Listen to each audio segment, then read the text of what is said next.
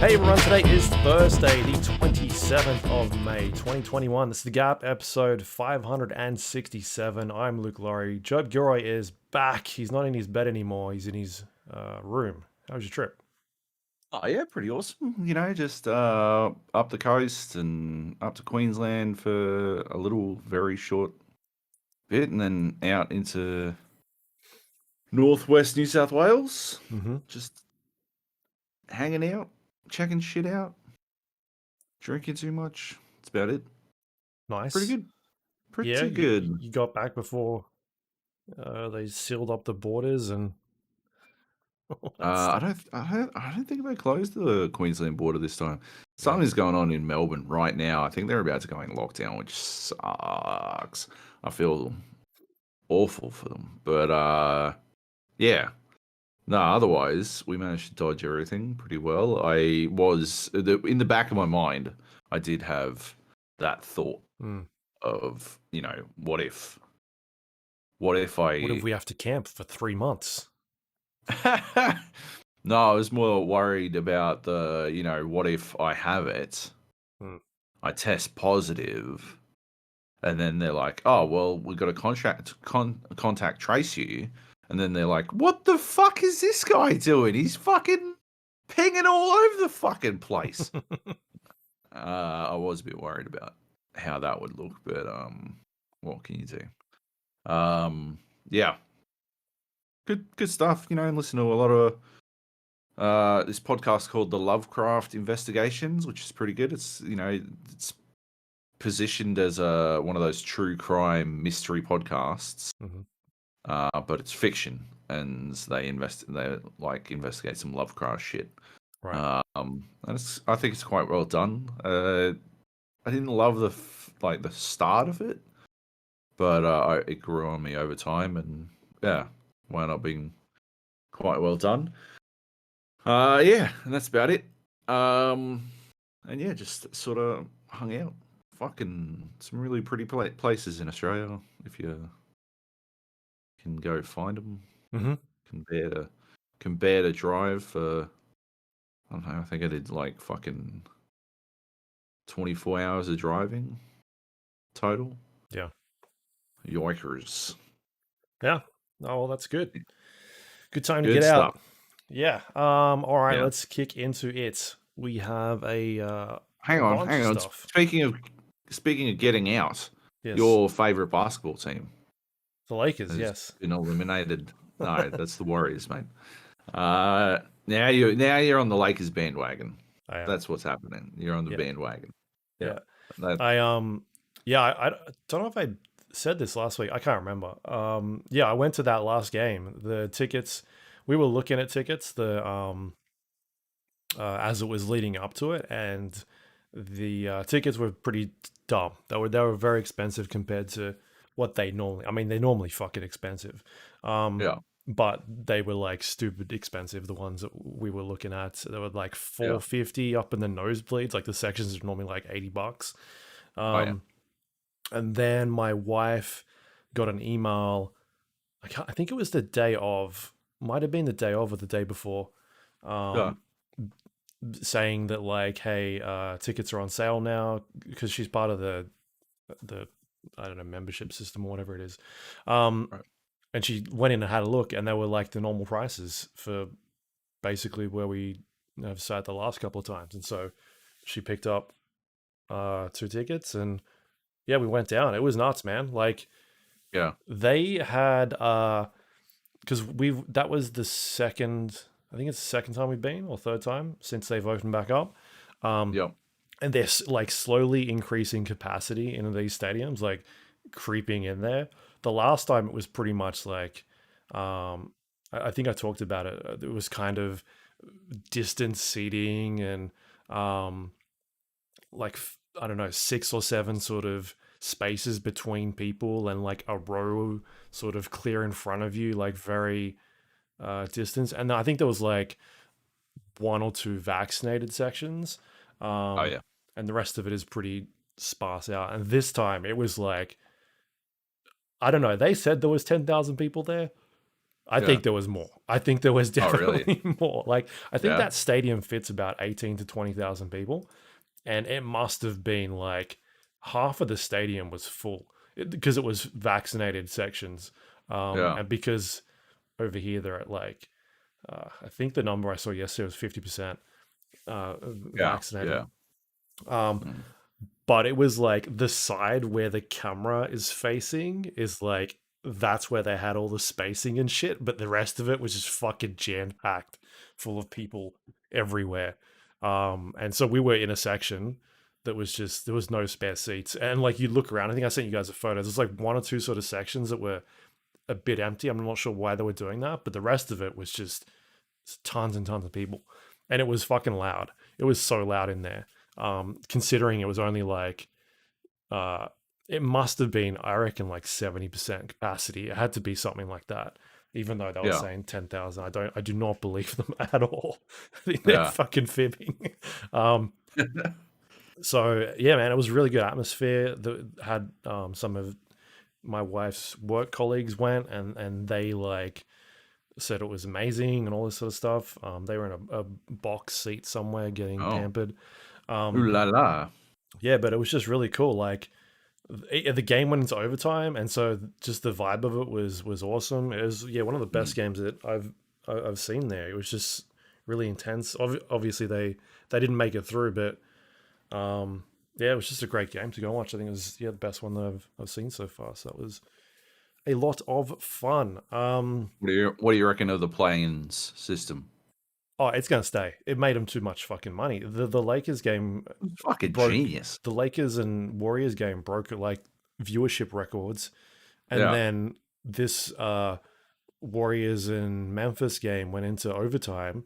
Yeah. I think a bunch of the others are kind of blowouts, but it Yeah. got people watching it again. And so I think it sticks around. I don't know how you change it because I think it's a decent format. It's kind of like if you're in a higher seed, you get a second chance if you lose. Yeah. Um, and so without it being like, all right, well, we're going to have 3 or 2 losses and then you're out or something like that. Maybe that is dragging it on too much. I don't know. Because I think next season they go back to 82 games. Yeah. Because this was was it like 70 or something? It was a little bit shorter.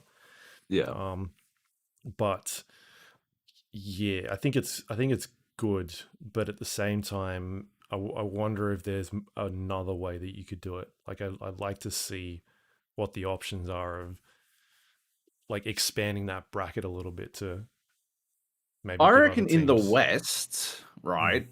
I reckon the West is competitive enough to actually support the format, but I just don't think the East I don't think it is. should be East and West anymore. Like I've been saying this for No, years. They yeah, should just true. ditch it Yeah. completely. It's at the Yeah. stage where like all of these teams have private jets and like Yeah. they can get around all that stuff. And you look at uh, what was like the Lakers and Warriors, like the sort of bottom end of that Western Conference. Like if you would chuck them into the East, they would be like fourth and fifth.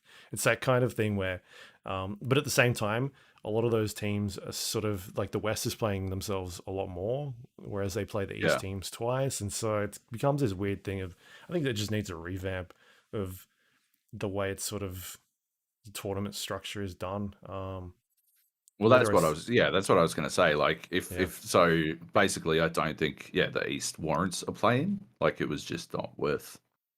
It's just not worth it. Like, first of all, like you can't. It's a bigger punishment on the teams in seventh and eighth hmm, who already have a extremely hard fucking path yeah. uh to the finals, The teams in the and then West are they've got to tanking play games, so they extra have to play fucking. other teams because they're Yeah, like, yeah. Yeah, that's worked out really well. yeah, for the Clippers. And who was the other team? The Nuggets, right? They were all trying to Yeah, avoid, and now the Nuggets are not doing very well. yeah. Uh, so Dumb shit. Anyway, yeah, I reckon the play-in system is fucking really smart, but I don't think it works mm, with the East-West divide anymore. So if they are going to keep it, they're going to do something about that, in my opinion. yeah, And that's always going to be a thing of like the East teams are always going to be rejecting it because they're usually the ones with the less um, wins at the end of the day. It's just been so lopsided for so many years. It's almost like, the esports thing, Mm, how Aussie teams struggle to get up from out of their region because they're constantly only playing, like they're playing a lot more games against worse opponents. mm, You know, that's sort of how the East goes as well. Like they're just constantly playing. I mean, but it's sort of turning around. I mean, the Knicks aren't a fucking absolute garbage fire anymore. So, mm. maybe there's There's light two at the good end New of this York teams. tunnel. Yeah. One of them's too good. Yeah, one of them's too good. One of What? them has decided to cheat, and they shouldn't win anything. Fuck 'em. Fucking Uh, Nets. Um. yeah, Anyway, yeah, it's been good. I've been watching a couple games. Watched the Lakers game last night. yep. They're trying. I don't know. They trying to lose? I'm not sure. Let's see what happens. We'll find out. Some of the things they're doing. Trying my patience is what they're trying. I tell you what, holy shit! I thought it didn't look like last year when they lost the first game and then they had everything solved. It Hmm. looked like they lost the first game and then they were going to lose the second game and the third game and the fourth game because they're playing like fucking shit. Every time Andre Drummond's on the fucking court, I want to fucking turn everything off and walk off into the fucking forest. It drives me fucking bananas. Fuck. every time they pass the ball to Dennis and he's standing on the 3 point line, I'm just like yelling at CB, "Don't shoot it, don't shoot it," because usually KCP is open, Yeah, but he's like, "Nah, fuck it. I'll clang this. It might go in, probably not, but probably I'm gonna chuck it up anyway." Oh, not. God damn it. Anyway, anyway, all right, let's move on. infuriating. Let's get on. Yep. Get on here. What are we kicking off with? We might as well just go in order. We've got The Last of Us Part 2 written Oh down. yeah. Okay. Yep. I fired this up. We talked about it last week. The new PlayStation 5 update, which enhances the resolution. I still couldn't find anything about what it did. Um, anyway, Yep. enhances the resolution, brings the frame rate up to 60, and sort of fixes that initial loading screen, which is down to about 45 seconds. Um, yeah, it runs great. Like it's funny. Like last year when we were talking about this game, how we were sort of discussing whether or not this is going to be delayed until the launch of the PlayStation 5. Obviously, it didn't, but um, I think it still would have been interesting to have this come out on the PlayStation 5 alongside of it at the same alongside of the PlayStation 4 because yeah, it Yeah. definitely feels like a lot better, and that's just like every game is going to feel a lot better when you double the frame rate and go from 30 to 60. And I think we've talked about how that could I think it should be the standard these days. I don't think we should be seeing a lot more games running at 30. At least aim for the 45 to 60 mark, and let's tone down the. I do like my graphics, but also I'm at the point where I'm just like I would rather it be 60, because sometimes when they're doing it at 30, it's not even hitting 30 most of the time anyway. It's sort of between 20 and 30, and it doesn't feel great. And but a game like The Last of Us Part 2 felt great at 30. It just sort of enhances it, makes it feel a lot Yeah. better when you're moving around and shooting and that sort of thing. So um, yeah, highly recommend people check that out if you haven't played it on PlayStation 5. It's fantastic. That patch really changes a few things, and I believe they worked on like the haptic feedback as well for the controller. They've sort of tweaked that a little bit.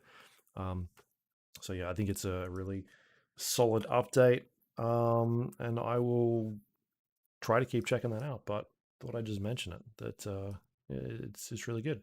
So there you go. Yeah. Nice. Yep. Yeah. I'm glad it's like I'm surprised that it's not making it a 30. That's I don't know, that's a bit odd, isn't it? What do you mean?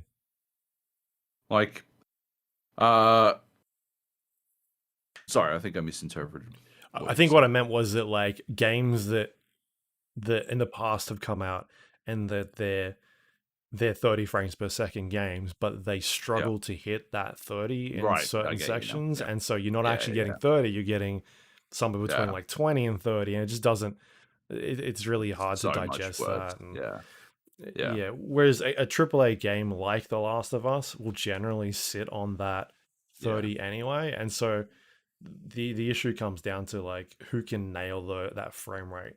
I think that most games do struggle, and so if we were Yeah. to up it to 60, at least it'd feel a lot more responsive and easier to play. Yeah. Because the dips are more palatable because they're not dipping below 30, right? Hmm. Yeah. Yeah. Yeah, I get you now. Yeah, cool. Is it like noticeably bigger? Than I've been butting up against the fucking storage limit of the PlayStation 5. Hmm. And I I knew it was going to happen. Yeah. I guess I didn't realize how quickly it would happen. Mm-hmm. Because I've got like, it's what, 800 gigs in the PlayStation 5? Is it? 833 or some shit. Yeah. Uh, Once you eliminate the space required for the OS, doesn't it it get down says to here that? 650. Fucking hell. Oh, maybe the Xbox Series X is 830 once you get the OS and everything. It's secured away for caching and whatnot. So yeah, that just you piss through that so fucking fast. Yeah, I had to delete a I've bunch of stuff because I yeah, couldn't install this the game. I yeah, had to delete like a bunch of PlayStation Plus games that I sort of had on there, and it wasn't a lot. Like I think I've got like 5 games installed at this point. I'm just like, what the yeah, fuck else can I delete? Like, I don't want to delete NBA 2K. Like, I still jump in there every once in a while, and I'm like, all right, well, I guess I'm. So I deleted like Days Gone, which I was playing recently, and some yeah, Oddworld and like Maquette, a bunch of that sort of stuff. It's just like I'm looking at it being like, there's not really a lot here I can delete anyway. So yeah, that's a issue. But I've not looked into the extended storage solutions either. The plugging in a USB device and messing around with that. So maybe that is the solution at this point, as rough as it is.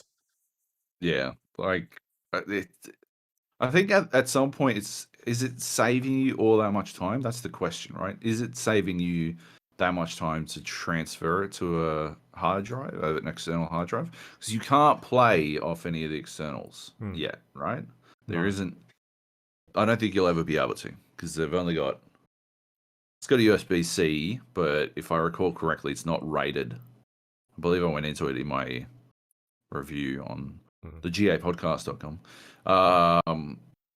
I don't think it's rated uh, at a high enough speed Right. because they're using USB C like 2.2 X sorry fucking whatever it is USB C USB 3.22 um is what you would require to meet the basic standard of an M2 drive, and they're using 2.21 or something, Hmm. 3.21 or something like that. So yeah, I don't think there's ever going to be a hard drive, which is a shame. But then again, they are advancing. I just don't think they can backwards compat USB tech Hmm. that in that direction. So you're going to have to do the internal expansion. Yeah. But they still haven't rated any hard drives for internal expansion, right? Like I've seen some people like install their own hard drives and they can get it working. I've seen a couple of people get it working, but they're not technically authorized by PlayStation yet. I Yeah. don't think those are out yet. Yeah, because obviously they require a certain read write speed for those hard drives. So yeah, Guess we'll see. Anyway, Yeah, I think we the will the have sort to of main continue. concerns that I remember reading, and um, I don't know where it came from, but it was like that they're working on the internal storage solutions for Yep. the new the new console, but also that I think the thing people were worried about is how hot that thing will run because of the design, um, Mm, just how it's designed and where the fans are and that sort of thing. I remember reading that something about that. So I don't know. I guess we got to wait and see like what the answer is and if they come up with a better solution to hot swapping games from an yeah. external drive to like your local drive. Obviously, it's going to be a lot quicker than downloading a game every time, but I also don't want to like download. We talk about like Call of Duty, right? That thing is like fucking 300, 400 gigabytes, and like imagine having that on your console and like wanting to play one other game. It's Yeah. such a fucking nightmare. But if they had a solution in there to either transfer that stuff really quickly, um, from the hard drives, and that'd be cool. But I think at the end of the day, it was too the hard drive is too small. Like it needed to be at least Yeah. a terabyte or something. Um, so yeah, it sucks. That's the way things run. Yep. All right, Yep. let's keep Cool. going here. We got two. I don't even know what this is. Graven. Graven came out today Ah. on in early access, Mm-hmm. and I've been playing it this morning. I've been tracking a little bit for a little while because it sort of gave me some I guess heretic vibes. Ah. Remember Yep. heretic or hexen? Mm-hmm. Um, so yeah, I was pretty interested in seeing how that would uh, go because I have a soft spot in my heart for heretic and hexen. I don't know why. I just thought they were such a clever twist on a pretty classic idea. Mm-hmm. Being made by Slipgates, Oh yeah. who've done sort of have a pretty good history in remaking or remastering these old school games or bringing these old school classics into the 21st century. They did like Rise of the Triad and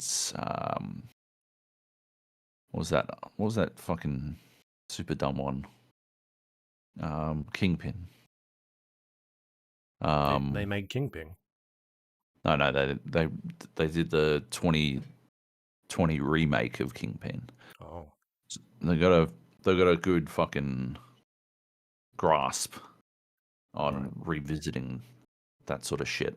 Mm-hmm. So I feel like they've got a decent understanding. Um, so far though, I've just found it really dull.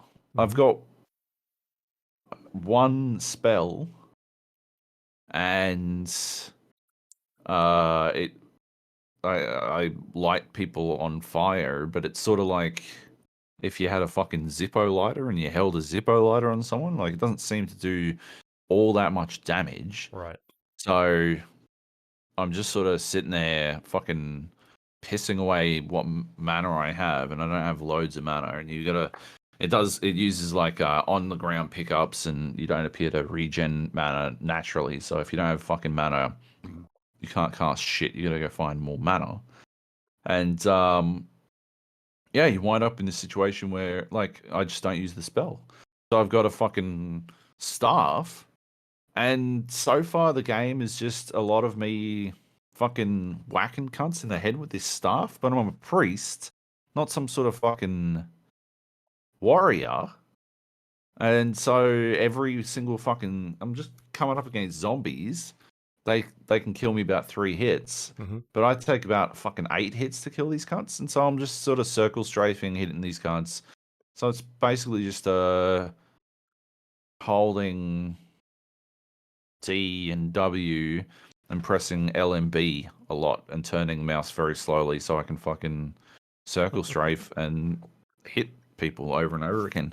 Because the other thing is like you're doing these quests, and it seems like to actually like light something on fire without just hitting it and exploding as well, you need to use your fire spell. Hmm. But if you pissed away all your mana trying to light these zombies on fire to save yourself 2 hits, then you can't light them on fire, and so you got to go find fucking mana, and it's just yeah, I don't know. So far, it's just felt a little bit tedious, and I feel if I'm into the like I got into the hub world and I went to the blacksmith and I bought this fucking crossbow bolt arm cannon thing, and then stepped into the next level and found that weapon on the ground, so I just pissed away all my fucking gold for no reason. So that didn't really fucking feel very good. Like, why introduce me to like they deliberately point you towards the blacksmith character, and then like yeah, I don't know, it just felt like a fucking bit of a fucking stitch up on that one. Like just don't like have it if it's immediately gonna give me this fucking weapon, don't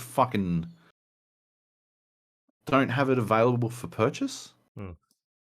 And why have anything available for purchase if you're just gonna like give stuff to the player as soon as they enter a level?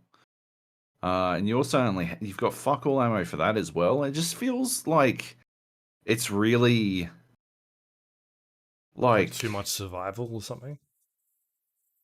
like I just don't understand what they're driving at, right? Like I don't understand what they want me to feel Mm. out of it, because what I'm getting is like, okay, I'm super weak and these enemies appear to be super strong, but it's just translating into tedium.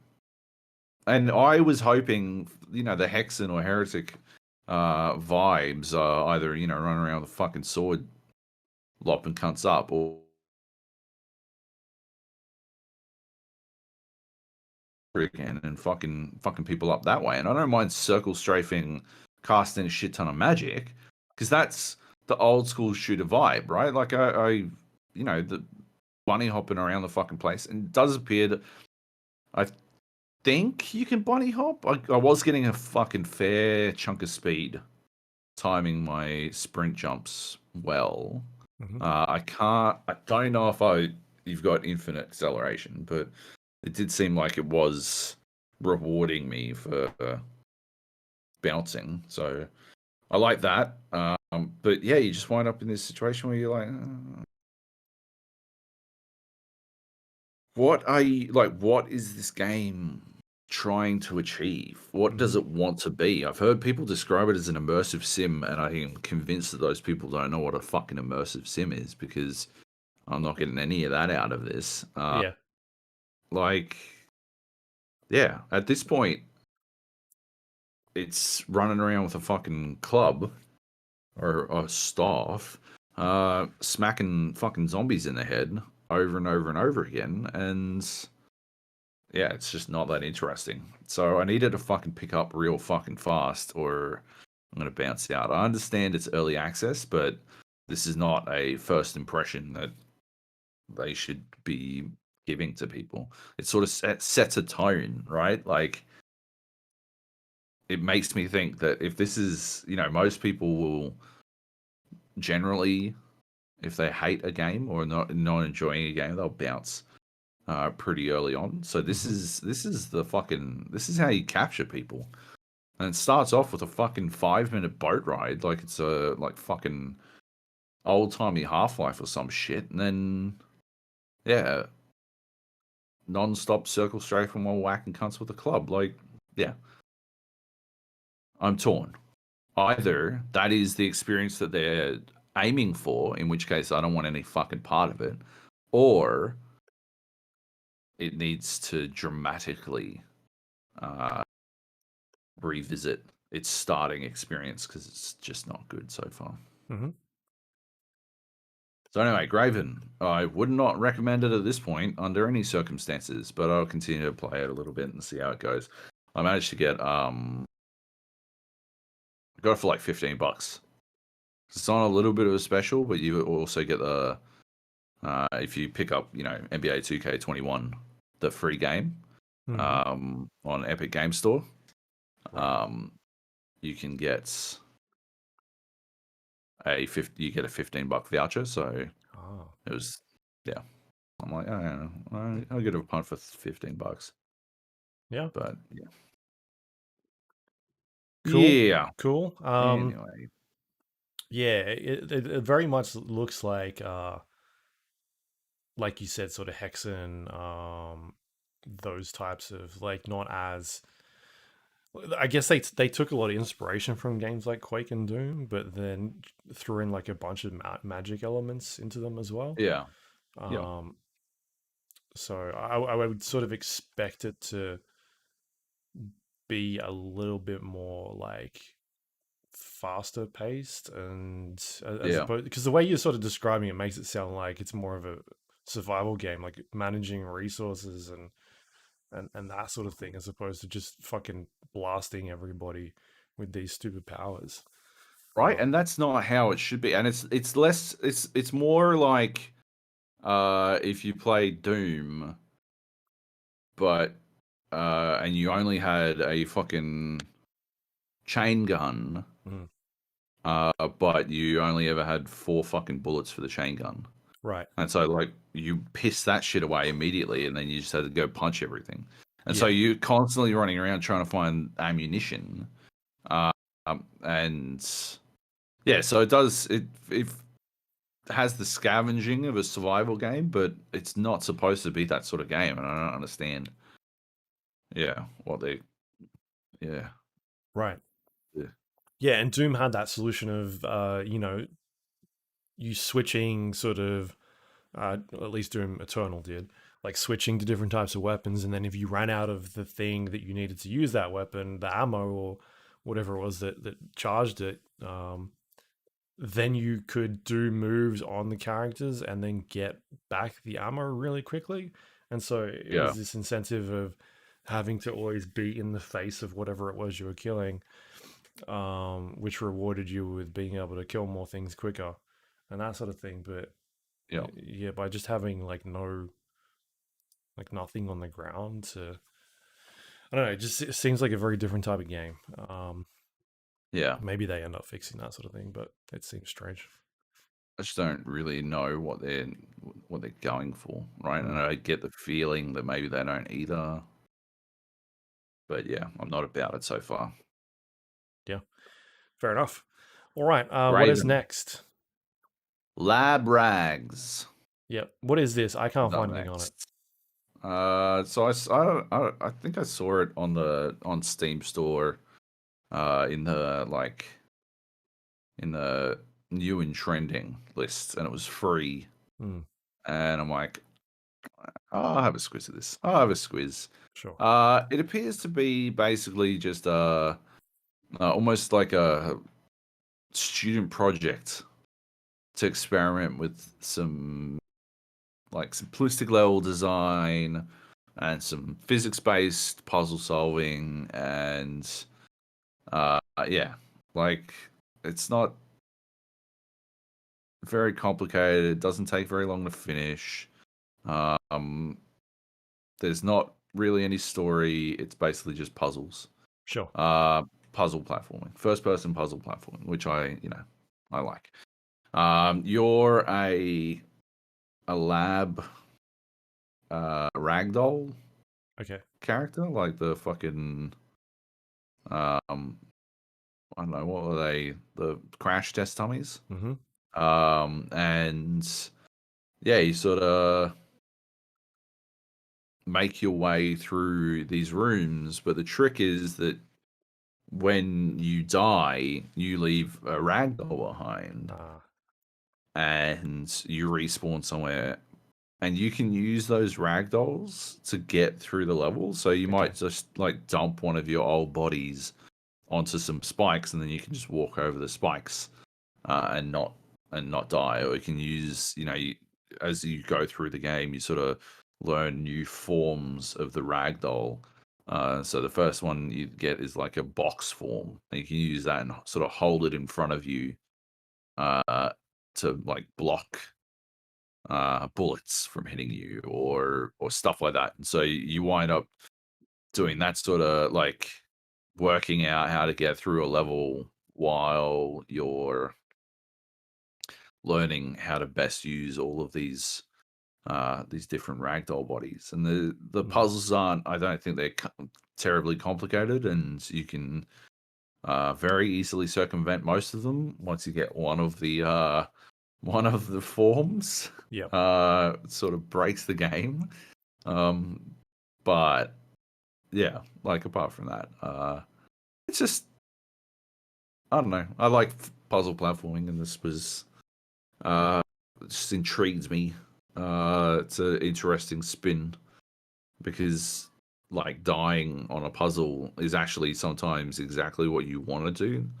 And there's a bit of a interesting I don't know, there's a challenge to dying in such a way that it actually serves your purpose as opposed to like yeah, I don't know, there's this sense that there are wasted deaths and there are valuable deaths, and determining which is which is there's like a bit of a existential uh, nightmare going on there as you try to work out whether or not that death was worth it or not.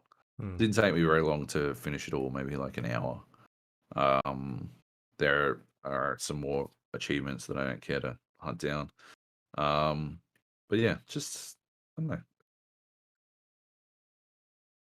good little puzzle game Yeah. that Cool. You yeah finished it, you takes said. yeah quite quick, Okay. but worth checking out, and it's free on Steam. So Free on Steam. It's called yeah, Lab Rags. Not to be lab. confused with Lab Rats, which is what kept popping up when I typed in um, that. So, What's uh, lab rats? yeah. What is it?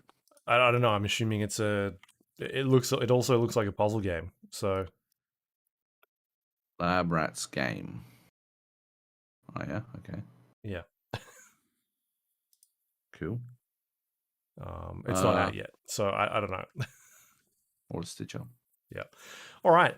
Um, excellent. Let's move on to. I just switched this order up quickly, but we'll go to the next one. Knockout City. Um, Oh yeah. is a new game from EA. I'm not sure if you've heard of them, Electronic Arts. This is I think we've mentioned this a couple of times. This one, it's basically a dodgeball game. Where you are playing in a team of people. It's usually three versus three, but there are a couple of different game modes in there where you can go like 4 versus 4. But I think the default game mode is two teams, 3 versus 3, and you have a bunch of different levels or arenas in the game. And the idea is to eliminate opponents using dodgeballs that are throughout the environment. You do this by throwing them at opposing players, and every time you hit them, they lose a bit of health. And eventually, if they lose all their health, they get knocked out, and you get a point. Um, the game itself is very like cartoony. It's got like a Fortnite-ish sort of cartoon character style vibe going for it. Looks pretty decent. Um, but the actual game itself, the way it plays is, uh, I guess, a bit deeper than what I thought it was going to be.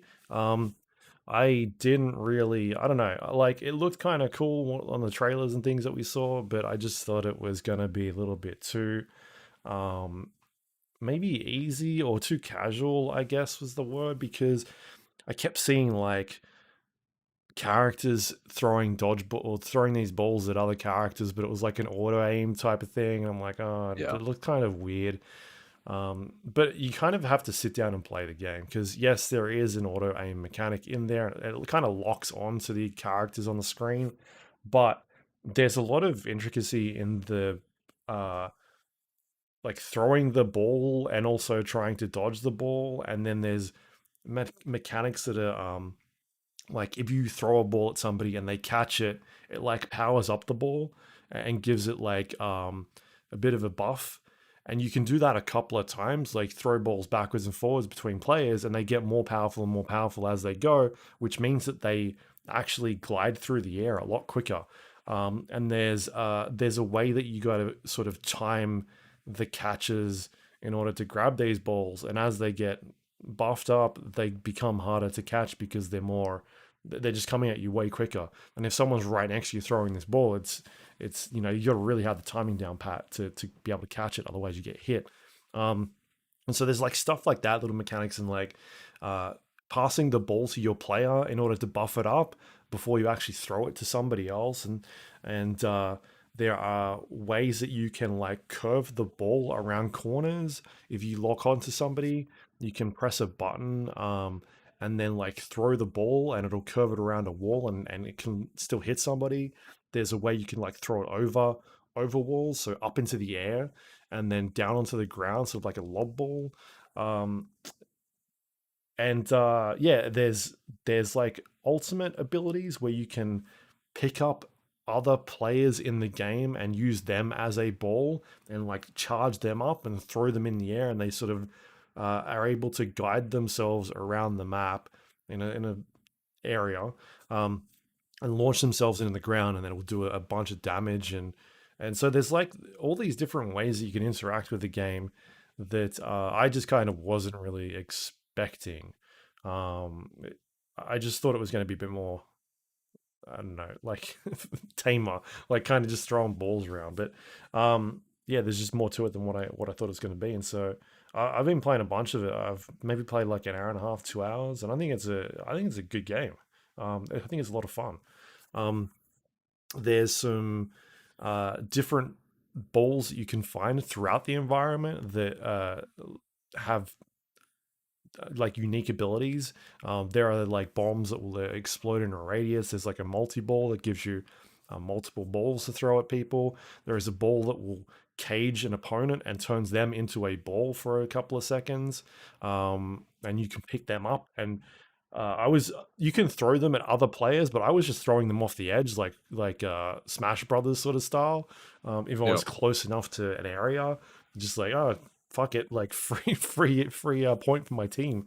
um and so there's all these different balls that you can sort of interact with. There's only certain points in the map that they do spawn, and it kind of it really focuses on team play a lot, because um when somebody has a ball, you can like rush at them and use one of your abilities to like knock the ball out of their hands.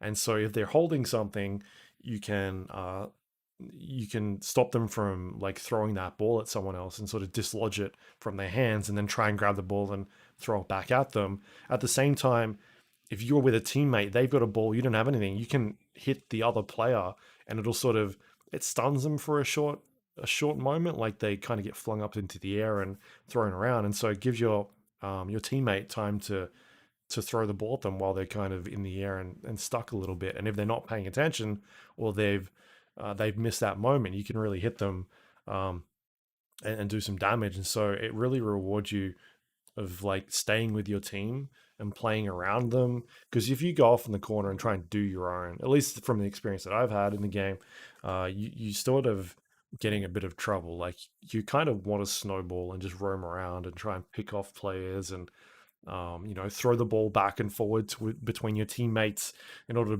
to buff up the ball. And it just, yeah, I was not expecting to like this game, and I think it's a lot of fun. Um, have you had a chance to check it out at all yet? Yeah.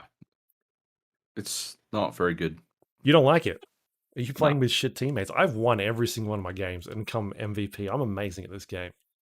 I won all but the game I got dumped into halfway through the third round, Hmm. which is an idiotic mechanic. I don't want to be match made into a game that is basically over. It's a complete waste of my fucking time, but Right. it does it, so that's cool. I lost that game, obviously because my team was playing with just two players for most of the fucking third round. Hmm. They'd won one round, but I guess after losing another, they some dipshit left, and I got dumped in. Couldn't make up the fucking difference. I, th- I mean the thing of it is, I don't really disagree with you. I think there's a lot going on here. I just don't like how it does anything. I just don't see the. I just don't see the essence of it. I don't see what the fucking point of it. Like, why am I doing any of this stuff? Why am I in this game playing? Uh, for what purpose? Like, I guess Cosmetics. to win, to Yeah. succeed for the like the pure competition of it, but it's a sort of nebulous concept of this competition. Like you get in these situations where you're sort of like there's not enough fucking feedback on what success looks like or what failure looks like, and you do all these things and you might hit someone and then it'll be like double KO out of nowhere, and you're like, how did I fucking double KO? Like, was that for me, or was it just announcing? I Mm. don't understand. Like, there's something to be said for a robust fucking score system so that I can track whether or not I'm doing well or not without having to press escape and then go to fucking statistics, which is evidently the method of doing that. Yeah, I've pressed tab a bunch of times and been like, "How the fuck do I bring up the score?" Like, the Right? score is Like, on the screen, but I'm like, who on my team is shit? Who do I need to fucking babysit in this game? Who's dying? basically, right? Yeah, or like, who do I But need this, to cherry pick off the other team? That could be yeah, maybe that who is should I why as find well out? they don't want you to be like, who is the weak link on this team, and just fucking go after them. Um, I don't know. I keep getting matched up against clearly pre-made teams. I can't tell if that means that the other two people in my team are pre-mades as well, but like, yeah, that shouldn't be happening. I Mm, don't think. Like, if I'm queuing solo, it should put me in a fucking solo queue because there's a clear like advantage, like you were saying, to the ability to snowball, and I have to make that advantage work by deliberately following my fucking teammates around, as opposed to doing something that I would actually find entertaining, like pulling off giant flanks and shit. I wind up fucking yeah. babysitting my fucking teammates the entire fucking time just to make sure the snowball works or to counter the inevitable snowball of the other team. And I don't know that that means that this game has already been fucking solved, but like it does feel like there is like every game feels pretty fucking one note already, and it feels like a lot of people, I don't know if they discovered it via the beta or like me, they just fucking picked it up really quickly because it's very fucking obvious. The snowball is how teams play, like immediately. That's Mm, just what they do. And yeah, like certainly there is more depth than what is going on in the game at this point. Uh, I'm sure. I don't think it has a very low skill floor. I've seen people compare it to Rocket League, but I feel like they fundamentally misunderstand how Rocket League functioned, how it was so simple to pick up and play. That's mm-hmm. not the case here. Like it is quite easy to pick up and play. Like if we were to compare it to probably its real analog is Rocket Arena, right? This is a much better attempt than Rocket Arena. Mm, Uh, but it's still flawed, extremely flawed because yeah, if you compare it to Rocket League, yeah. right, all you need to do is drive a car into a ball. That's it. You understand the basics. As long as you can fucking, as long as someone's taught you to press right trigger to go forward, that's it. You understand Rocket League, right? Drive at the big fucking ball and push it into the goal. You cannot.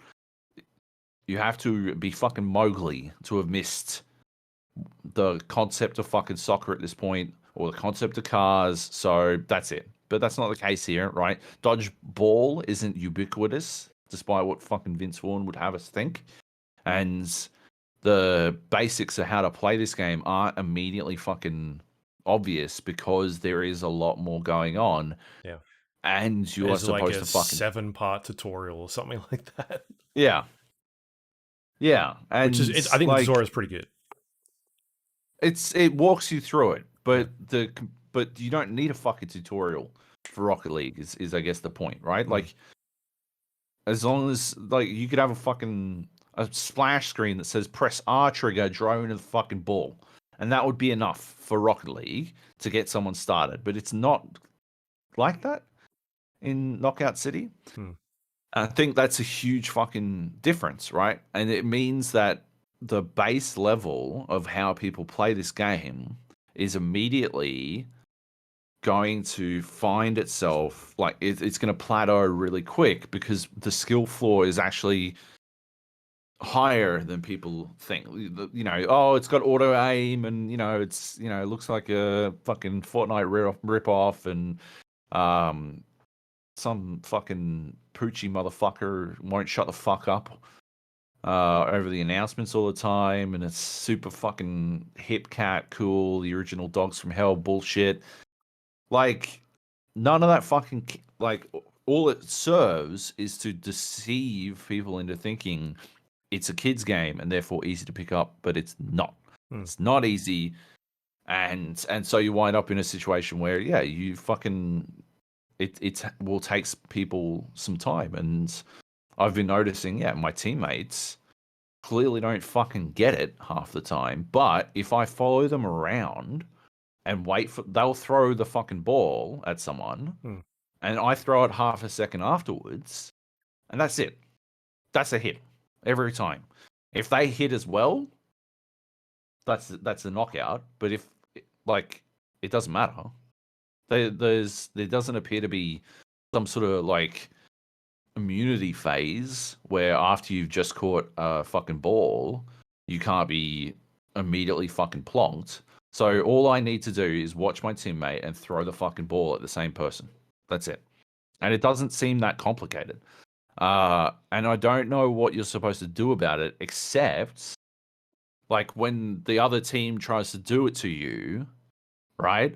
All you need to do is that back to them, right? And you wind up in a stalemate where you're just trying to find, like you were saying, the fucking weak link and pick them off with these fucking double shots. And so you want like there's a element of coordination that leads to like such a huge disparity in the ability to win that obviously exists in a lot of other games, but it's very immediate. It's very close to the fucking skill floor of fucking uh Knockout City. I was just gonna say Rocket Arena. Mm. And I think that's that like you can't get away from that. Also, like if you can get above someone, they're done. Because you can't look. It's like your dogs can't look up. Like you can't fucking look above fucking 75 degrees. Have you noticed that? Like you drag up and he's like, there's a cone above people where they cannot fucking look at you. And there are a number of platforms in that game where you can just fucking stand over cunts and blap them. Like wait for them to get close to the wall, and they do have to get close to the wall so they can fucking jump up it. And then you fucking once they're close enough, they can't look up far enough to catch the fucking ball. Like I don't know, that seems like a huge mistake. And I've only played the game for like 90 minutes. I've uninstalled it.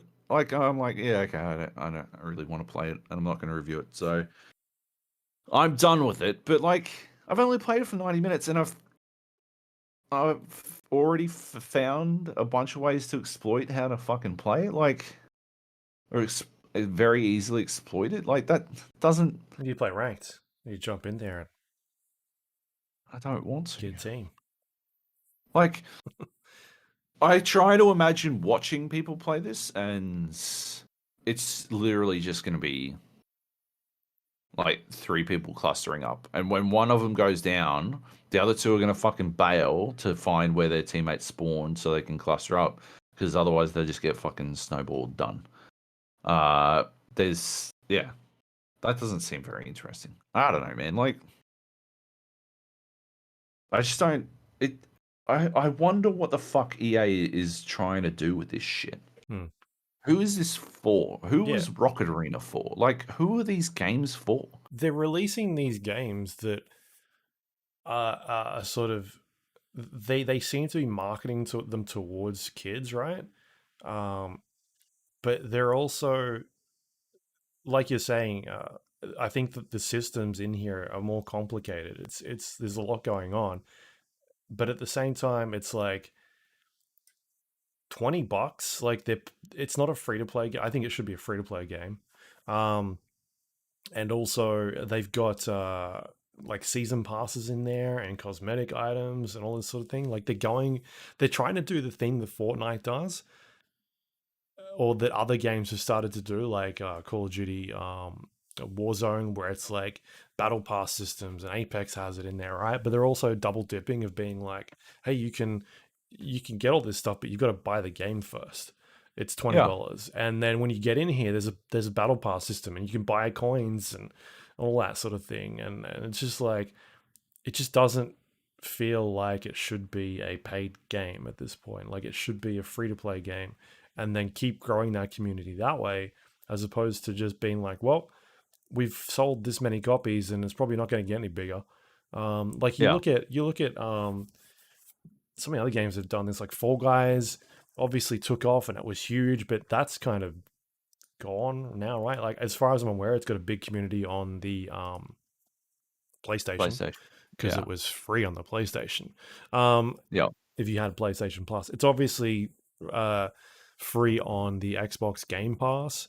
If free, if you're obviously paying yeah, for a subscription, but it yeah, should have just been like this should just be a free game off the bat. They shouldn't be charging for it. They should just try and build up the community that way.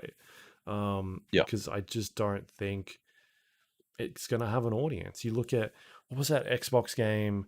Um, I feel like we mentioned this last week when we are trying to think of the fucking name of it, but it was similar. It just died really quickly. It was from the team that Yeah, yeah, yeah, did yeah, yeah.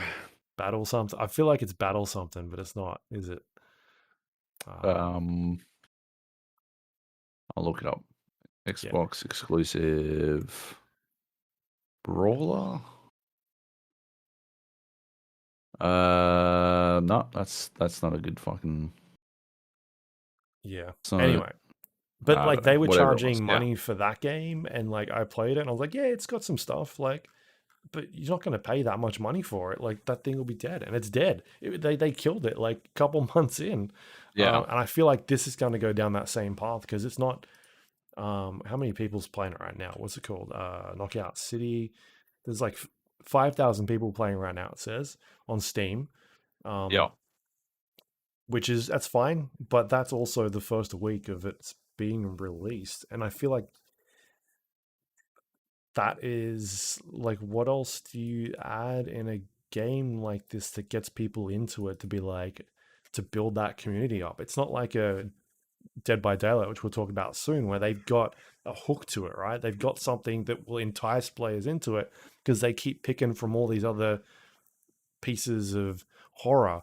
Whereas, what are you going to put in a game like Knockout City that it's like, oh, I want to really play that. Like, I'm going to jump in there and check that out. Um, yeah, I just think it's a huge mistake that it's not a free play game off the bat. I think it would have exploded a bit better, as opposed to sort of a mediocre um, launch, maybe less than mediocre. I don't know. Like, Yeah, yeah. Yeah, I don't know. It just makes me super. It's what's like, yeah, I don't know. Just worried, right? Like, who's in charge? Who's behind the wheel at EA with this shit? Just has me concerned that Battlefield's going to come out and it's going to be some fucking whack shit, yeah, right? There'll be fucking meddling executives who have put their thumb on the fucking scales and be like, you know, what we've found is that people want blah. And honestly, I wish I could work out what the fuck blah is, because this is the second game, the second multiplayer only game from EA that I have no idea who the fuck they're making it for. Um, and yeah, I'm just really fucking I'm confused, man. Mm. I worry. It makes me worry about the future of their other multiplayer only franchise. And yeah, I don't know. I don't know. Yeah. Anyway, I'm having fun with it. Um, I don't know how much more I'll play, but it was a free game, and I thought I'd check it out. Um, Fair enough. yeah, I don't think there's much else to say about that. Yeah, that game we were thinking of was Bleeding Edge. Um, Bleeding Edge. What a memorable game. yeah, I had to go look up like enslaved, and then like who made enslaved. Oh, it was Ninja Theory. That's right. Uh, okay, cool. I got there eventually. Anyway, Yep. moving on, we've got next up Dead by Daylight. They did their 5th year anniversary stream the other day, where they basically revealed a bunch of content that is coming up and talked about it. Uh, I might talk about the sort of like the roadmap they've got planned for the next year. Basically, um, they've been doing like a lot of rework in the game, sort of bringing it up to scratch for the new consoles and new hardware that are out there, as well as I guess like refreshing a bunch of the old technology because it's been out for quite a while now. Um, so they basically mentioned that they were doing like they'll keep doing reworks of some of the older content. So that involves like updating some of the maps, giving them a passover, updating older character models, including the survivors and the killers, and just giving it a bit more of a UI overhaul was one of the other big things they'll be working on to just bring it up to date, and it'll allow them to do some extra things going forward. Uh, they talked about like matchmaking changes which will be coming. They're looking to try and give players an incentive to play certain roles. Like if I guess if there are too many killers playing and they're like not enough survivors, like trying to incentivize people to switch roles and go play survivor, or vice versa. Uh, I don't exactly know how they'll be doing that, but I guess that's something they'll be working on. They'll be updating the ban system and implementing like an auto ban for certain players that get a lot of reports in a quick amount of time. So that's something that'll be coming eventually. Um, what else was there?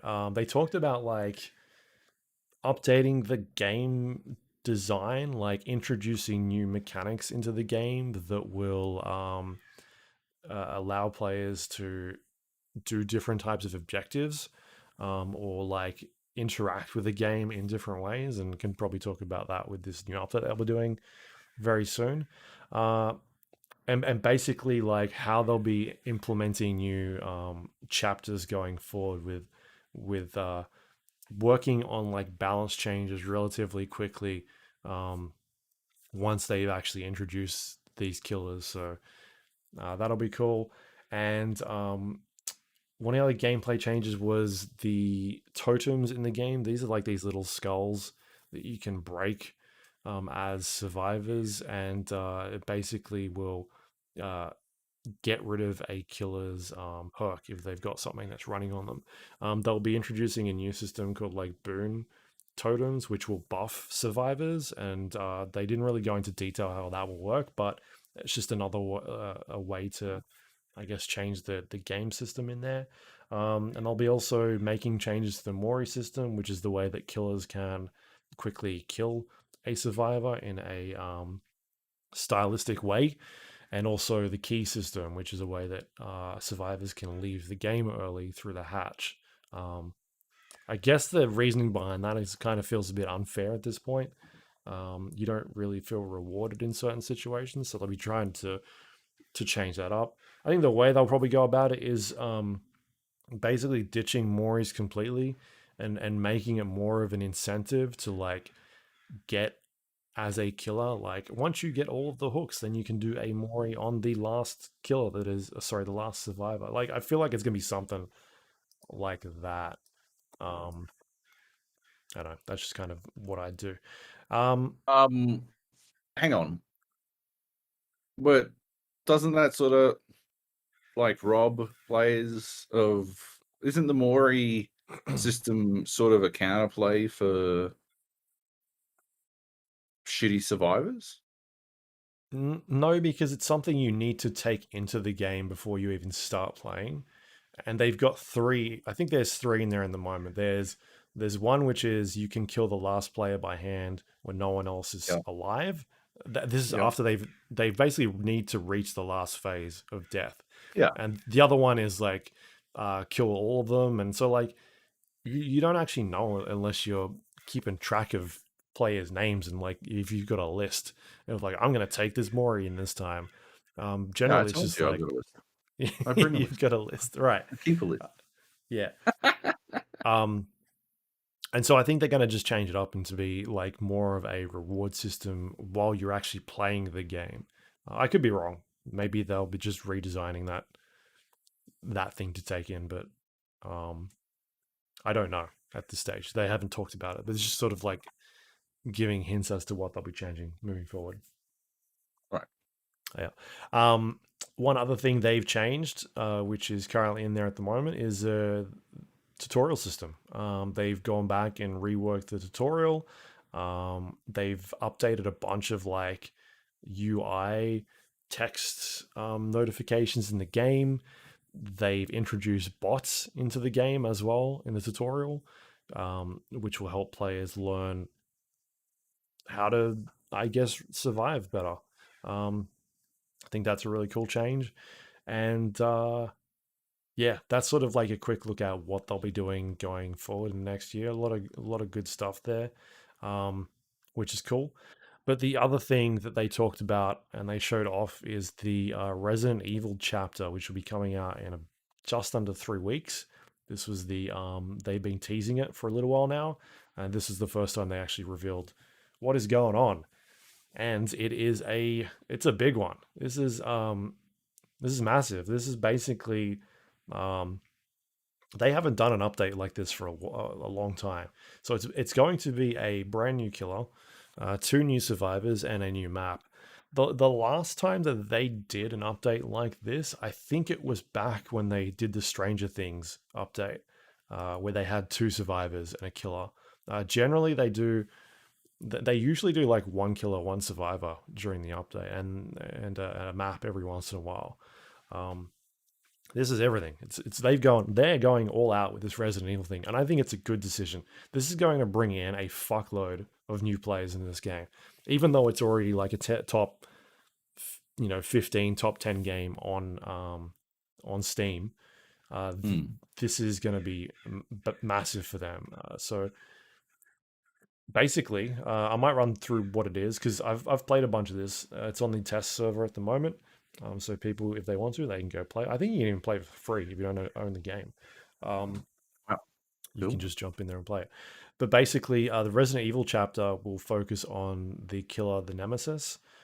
He's huge. He's massive in the game. He's the tallest killer in the game right now. Um, he's a big boy.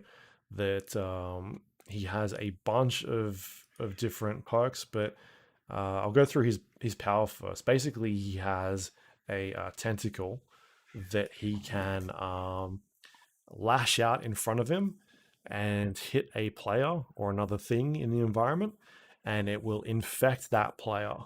Um, I guess with the T virus or whatever you want to call it. I don't know. I'm not a fucking Resident Evil nerd, so I can't tell you what it is.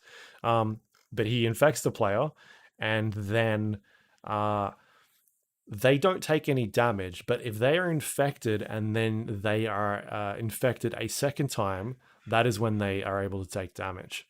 Um, so he lashes Yep. out, he hits them the first time, it'll infect Yep. them, and if they're infected and they take another hit of damage with the infection, then they take proper injury hit.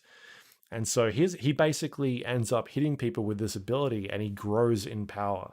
And he's got 3 tiers of this mutation that he grows. He works similar to like Michael Myers, where he's got tiers of power abilities, except the difference here is he can't go backwards. He goes from tier 1 to tier 3, and once he hits tier 3, he stays there all the time. Um, When he gets into tier 2, he's able to use his tentacle to break breakable walls or break pallets in the game. And once he gets to tier 3, he's able to do that. Plus, the reach of the tentacle is a little bit further, so it's got a bit of a distance. It's not like super far in front of you, but it's definitely like gives you a bit of reach, and it's not easy to hit these things either. Like they are a very narrow line. Um, it takes some getting used to, and so that's his basic ability. He comes with a bunch of different perks as well. One of them is called Lethal Pursuer, and it allows you to see every survivor in the game at the start of the game for up to 7 seconds. So What?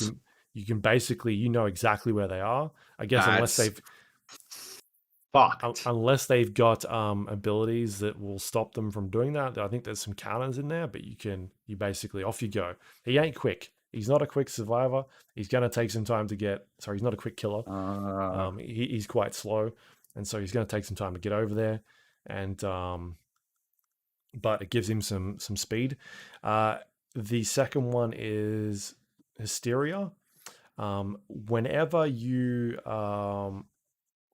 put a survivor into an injured state with the basic attack, all other injured survivors get the Oblivious status effect for 30 seconds. Oblivious makes it so that you cannot hear the terror radius of The heartbeat. the heartbeat of the killer. And so you kind of want to hit someone and then run and go try and find other people. I think this might get a bit of a change because, like I said, he's a big boy and you can hear him when he's coming. He makes some sounds, some stomping sounds. So I'm All right. wondering if that is something that will stay the way it is, or if they're going to tone down his stomping a little bit because I think it gives it away. I think it gives it away too much. You can kind of hear him stomping around coming towards you. Yeah. But it's still a cool perk. The next one is called Eruption. This one's really cool too.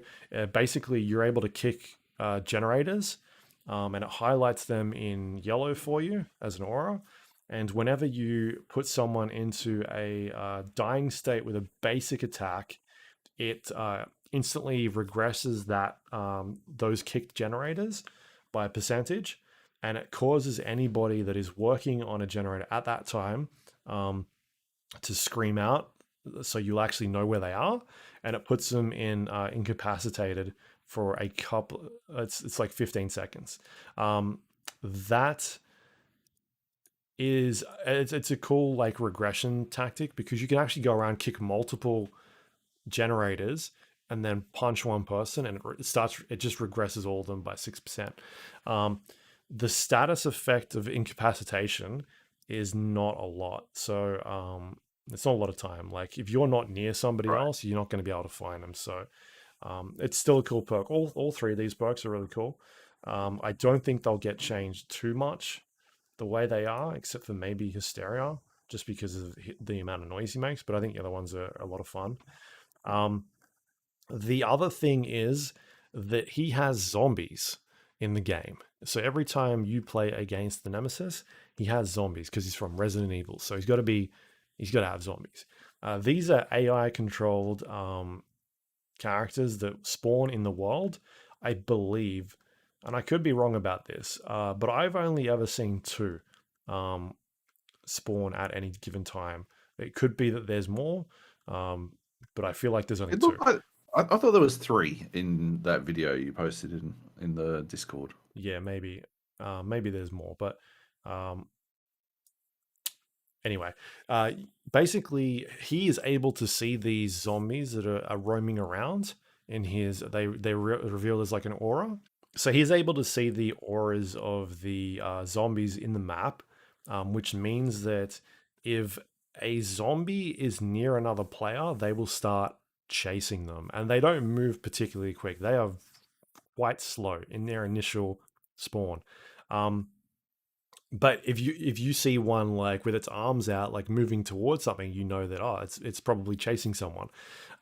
If a player makes noises, it will start going towards that player as well. And so you've always got to keep a lookout for these zombies, because if they hit you as a survivor, you get infected. But if you're already infected from either another zombie or from the nemesis, then you take damage. And so they can be very lethal because you might be on a generator and one starts coming towards you, and all of a sudden, like, you've got to now try and kite it away from the generator. Otherwise, it's going to be there all the time. I think it's a really interesting mechanic. I wasn't Yeah, sure how right. they would work in the game, but I think this really changes things up. I think it's a really exciting change. I think they've got a bit of work to be done on them because um, I think they need to be not around hooks because you can, at the moment, the way they're currently working in the test build is that if you're on a hook, they can camp the hook, and so if someone else is trying to come and rescue you, that can cause you problems because you've got no immunity when you're off the hook, and if they quickly turn around and hit you, then you're down again. So I think they need to Right. put like a radius around the hook or something where they don't go into that initial area and just kind of stay away from hooked people. Um, there's some cool add-ons that Nemesis can actually take into the game with him to make like zombies quicker. Like once generators start getting done, he can like I put a video up on YouTube of like if all the generators are done, it will spawn a zombie in the exit gate. And so you open the exit gate and there's a fucking zombie standing there. Uh, And so he can do things like that. But I think it's just such a fascinating mechanic of like having AI characters in the world that can affect what is going on. Because it can, in some of the closer knit maps, like the Stranger Things map or the new Raccoon City map, if there is a zombie in a hallway, you can't get past it. You've got to try and find another way, unless you've got an ability that will allow you to get past it, because it'll be blocking your way out. And as the nemesis, you can use that to your advantage. Like I was in one of the maps the other day where somebody had was looping a house. They went inside of this house, and I stood at a window while this zombie started coming through the front door and walking into the front door, and I basically just stood at the window and looped backwards and forwards while this survivor didn't know what to do because this zombie was coming towards him and he couldn't get mm, out of the room anymore. And so he ended up taking a hit from the zombie and going down. Like you can really play with the zombies as like another team member, even though it's an AI controlled thing. And so that stuff is really cool. Uh, the only way that survivors can get rid of zombies is by using pallet stuns on them, or I think you can use one of like I've heard people say Dead Hard works, which is an ability, but I don't. Or Breakout could be Breakout. I don't know if it does. Uh, so it's something you need to test. But I think there needs to be like another. I don't know. Maybe there needs to be some tweaks on the zombies because I don't think using a pallet stun on the zombie is worth it. To be honest, to kill them. Um, the only thing it does is it negates the killer from getting the power from that zombie because right. the zombie can be killed by the killer and it will give them more power to mutate. Identical power. Yeah. Yeah, Yep. so the risk reward there is you're getting rid of a zombie, but you're also buffing yourself up. And they take, I think it's like 16 seconds to respawn back into the game. But if they're in a spot where you feel like they're not going to be very helpful, like in a corner of the map where maybe someone might be running around, then you might as well get rid of them. Hopefully they'll respawn somewhere else. But anyway, I just think it's such a fascinating mechanic that is completely unexpected. I think everyone's been surprised by this edition because it's just so wild and it really changed up the game. It's a lot of fun. I think that it's one of the best killers in a while. He's just so cool to play. Because I've been playing a bunch of it and he's very fun. Uh, the other two survivors are Jill Valentine and Leon from Resident Evil. They're both really cool too. This is overall a freaking awesome update. They've spent a lot of time on this. So Jill has three perks. One of them is called Counterforce. It allows her to cleanse totems quicker. It's 20% faster, and when she cleanses a totem, it shows her the aura of the furthest totem for a couple of seconds. So she's able to go in there and kill totems really quickly. So if you're the type of kill that's running uh, a totem build, she's going to Mm. be a problem for you. But again, like, she could be, you might not be running any, so she could be just doing dull totems but getting points. So there's that. She's got Resurgence, which is basically after she is unhooked from a hook, she's able to instantly heal herself like 50% of the way. So she comes back super quickly. And then her next one, which is really interesting, it's called Blast Mine.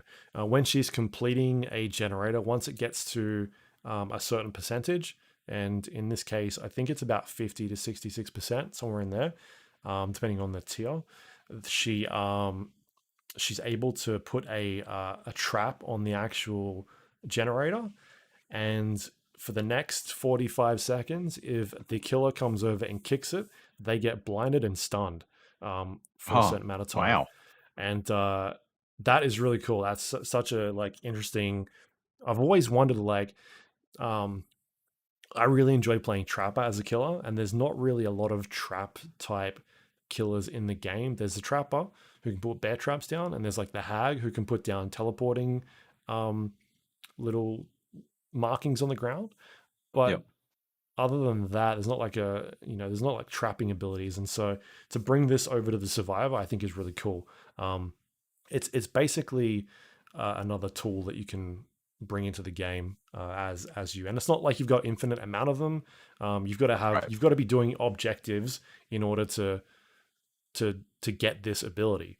I guess if you're getting generators that are regressing all the time, you can come back and you get another one of these things, but it's not like you're Yeah. running around just fucking planning them on all the generators and all that sort of thing.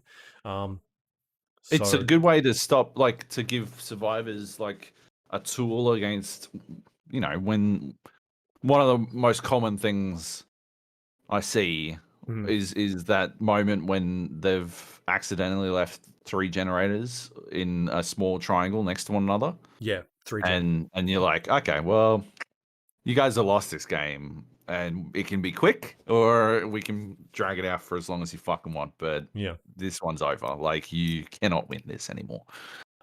It's a good way to like give survivors some way to get out of that mistake.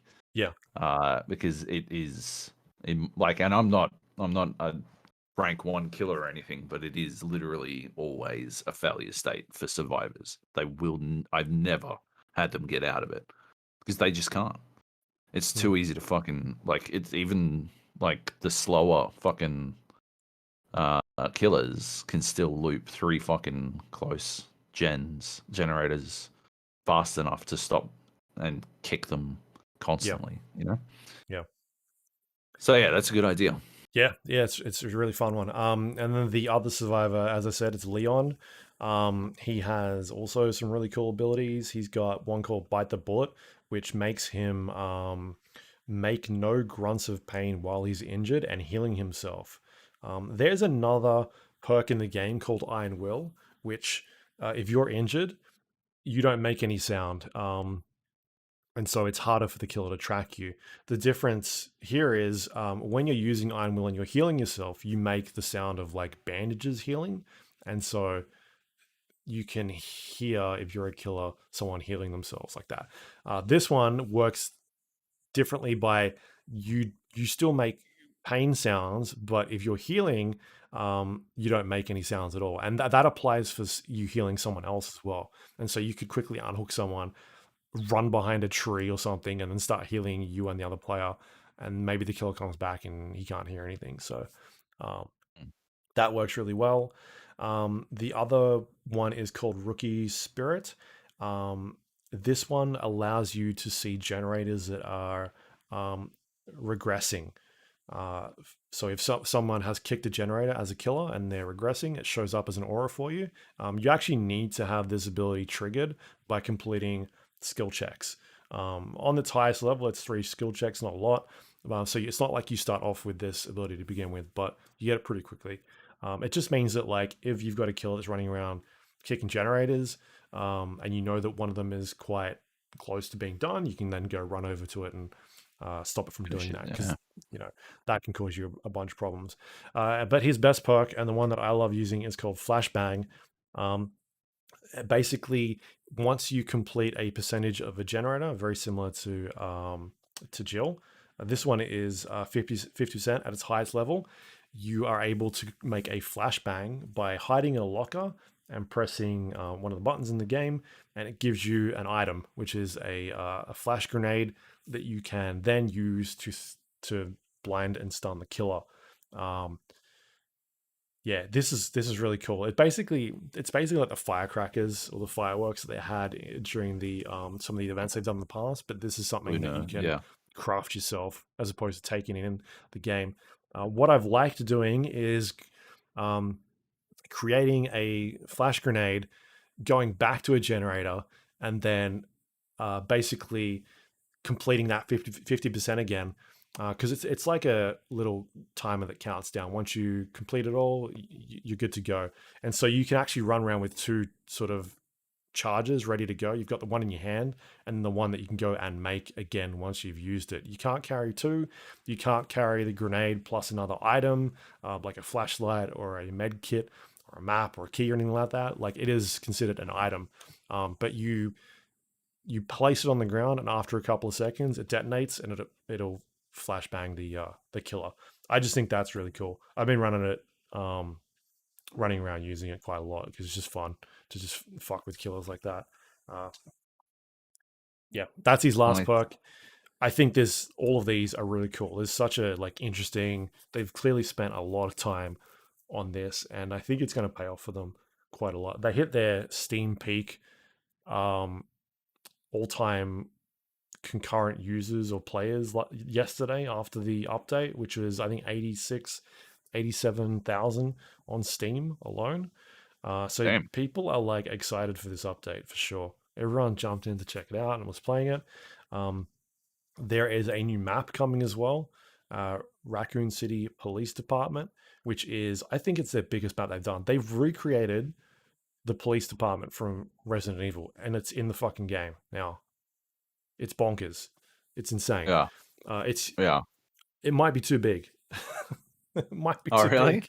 It's It so did seem to big. keep like again. I've only gone based on the video you chucked up. That was my first game, so I didn't like. I'm trying to like, how do I get downstairs? Okay, all right, fair enough. This is how I go down here, and like it.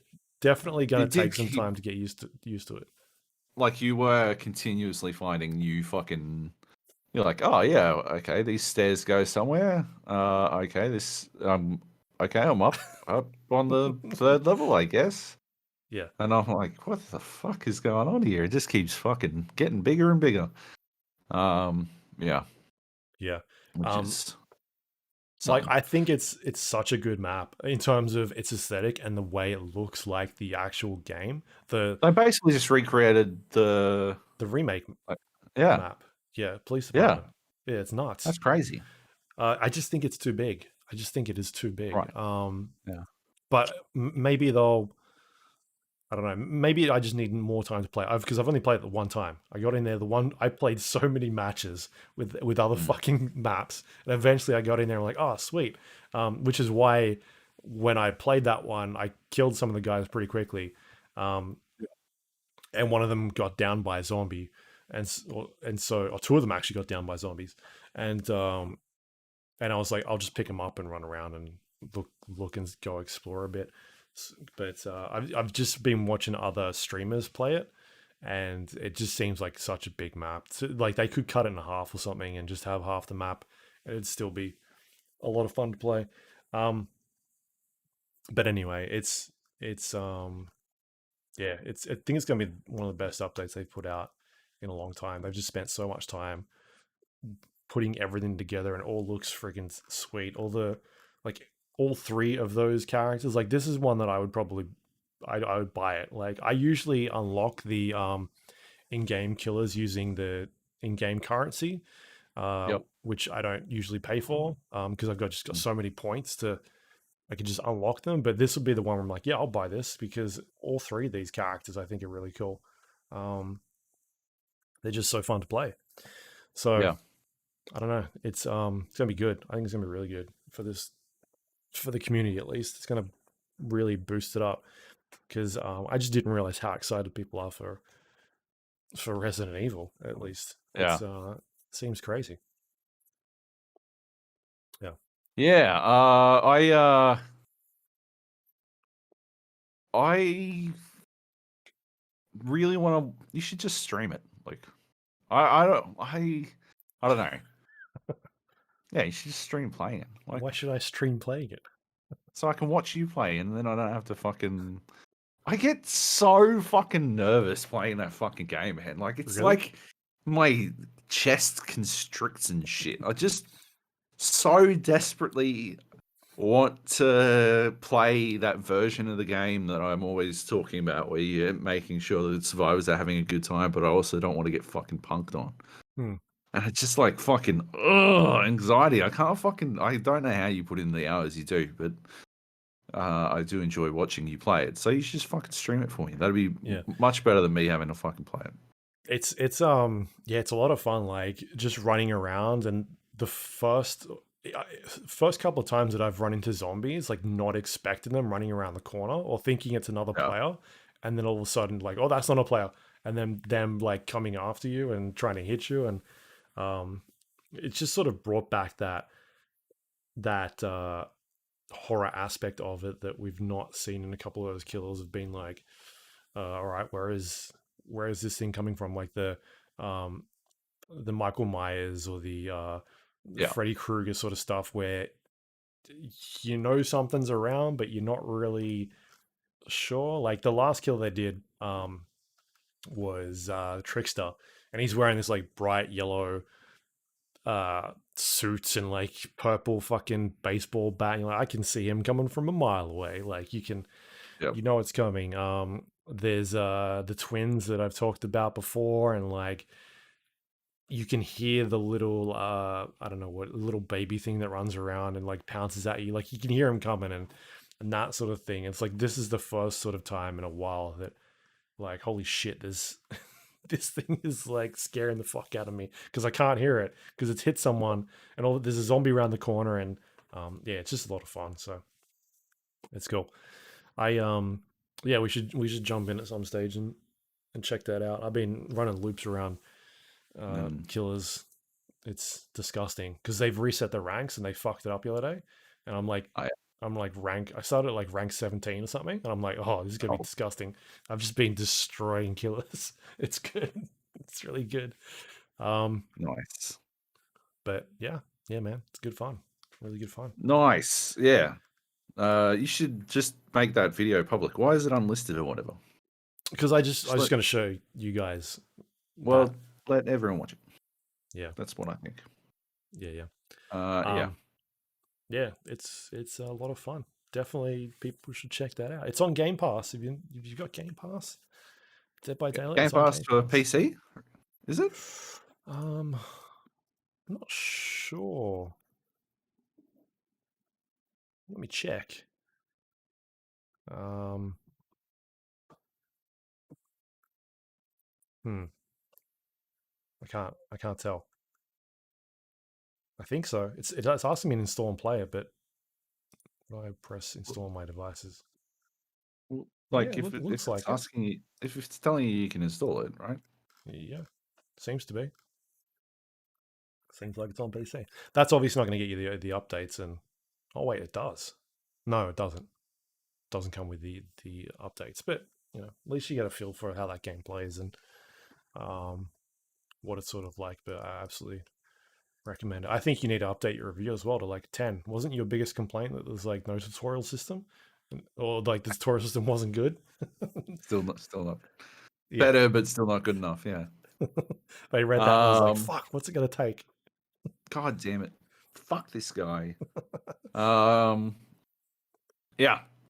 Gold. Well, hey. At least you got to play a good game this week Yeah. instead Because, of oof, garbage. what is garbage?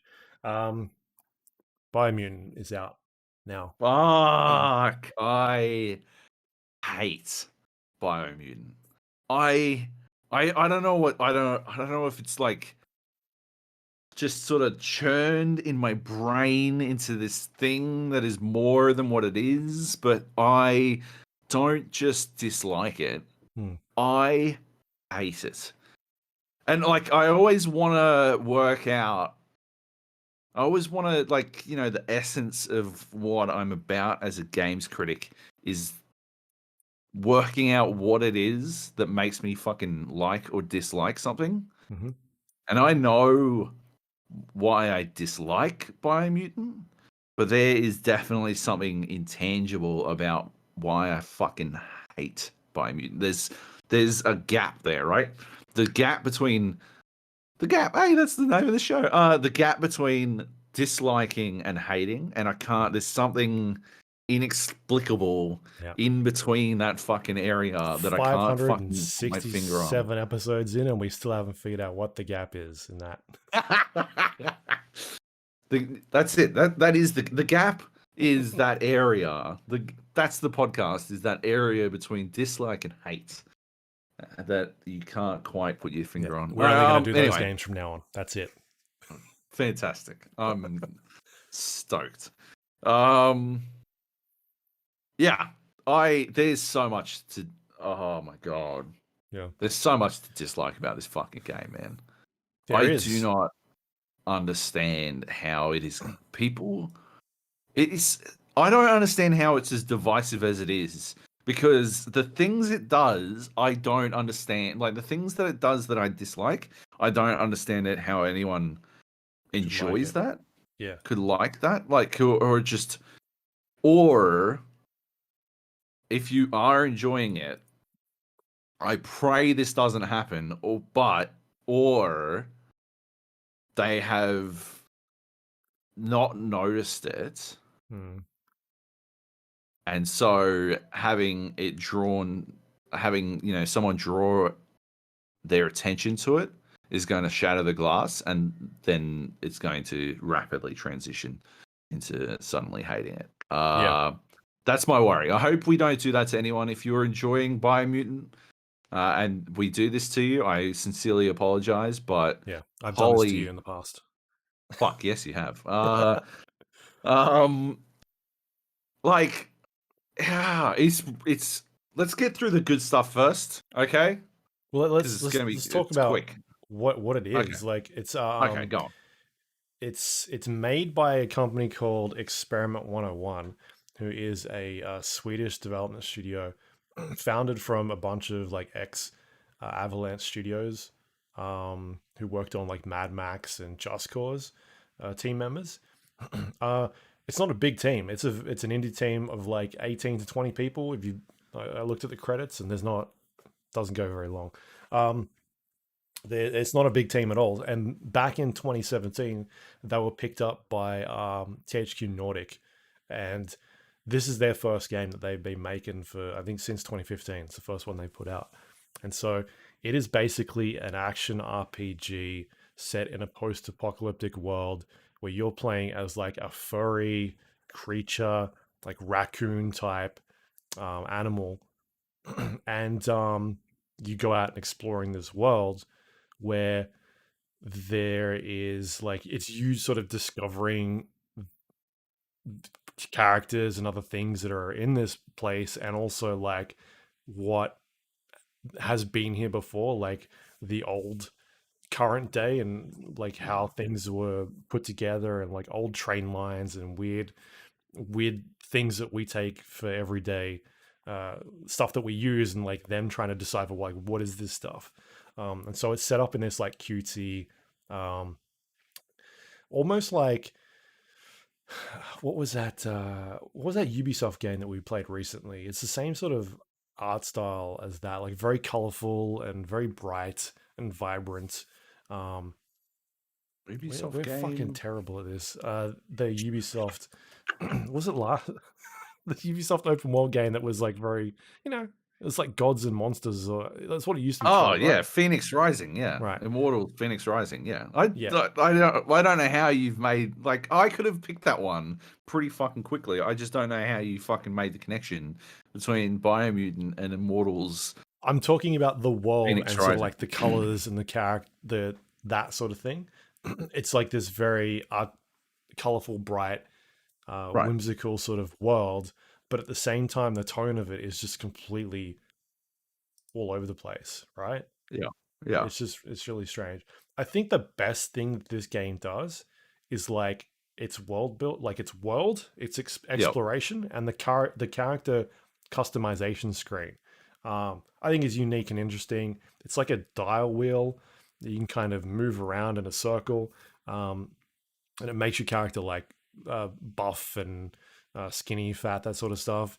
You can go in and tweak the look of your character and like his colors or her colors and different like aspects of its stats, and then you can take that what you've got and like give that code to somebody else and they can input it into their game and it's like, yeah, there it is, there's a seed and it's generating that. Like that I think that is really cool. But I think that the thing that makes Such a unique and different way to make any number, millions of combinations, hmm, any number of extremely ugly player character that moves like some sort of puppet yeah. on on a string handled by someone. Have you taken that swimming yet? Oh my god! Like, what are they? Oh. It's like one Well, of it's a those dog, right? toys. So it should You know those doggy toys you used to paddle, get, I and you'd put him guess. in like water, like a swimming man, like Submarine Yeah, Steve or whatever, and he'd fucking his arms would be like this. Yeah, that's how this thing yeah, swims. But yeah. but what I was gonna say is that like I think the customization screen is really cool. But I think it tells you everything you need to know about this game is that it doesn't matter because at the end of the day, you're like making this character, putting stats into certain parts, and it's like making its arms bigger or its head bigger because it's got a bigger brain.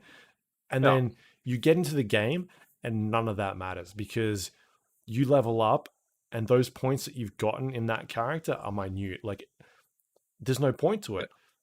Yeah. And so it's this idea of, well, why the fuck did I just spend all this time making this character that I don't really like the look of it anyway, but I wanted all these stats and it's now made me look a certain way. But at the end of the day, there's no point in doing that. Like I should just restart my game and make the character that I want to make and make it how I want to look. And then when I get to level 2, I can just fucking I'm over leveled where I was anyway. It's just like there's no point to it at all. And I Yeah. think that's telling for the rest of the game. Is a lot of stuff you're doing. There's no point to it. There's just so much going on. It's too ambitious. It is way it is like a team of 20 people tried to make fucking Breath of the Wild. They tried to make a Ubisoft game, which Yeah. Ubisoft, like Assassin's Creed, has like 12 studios on it, like thousands and thousands of people working Yeah. on that thing. And they just kept like, I don't know, feature creep or something was going on. And like, we need all these systems in here. But by the way, there's only 20 people. Yeah. Yeah. And like so much of it is desperately unnecessary. Why is there a crafting system? Why is the inventory management so fucking I think the crafting system is really cool, but but it's why is so it poorly in there? explained. Yeah. Like what are they thinking adding that to this Hmm. fucking game as it already exists? Like just fucking do loot.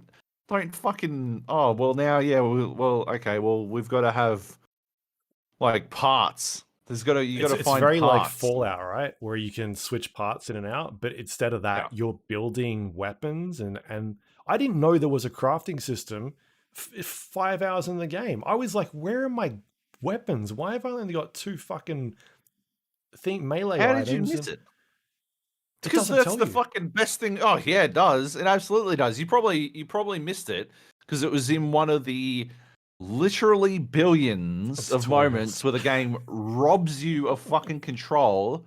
Hmm. As Klobe said in his in the Google translated version of his Norwegian review for gamers.no, it's extremely extreme in Hmm. taking control of you. But like seriously, it robs you of control every fucking 3 seconds. I was doing the fucking first outpost. You take over an outpost because it's an Ubisoft game, and you roll in, and it THQ Ubisoft.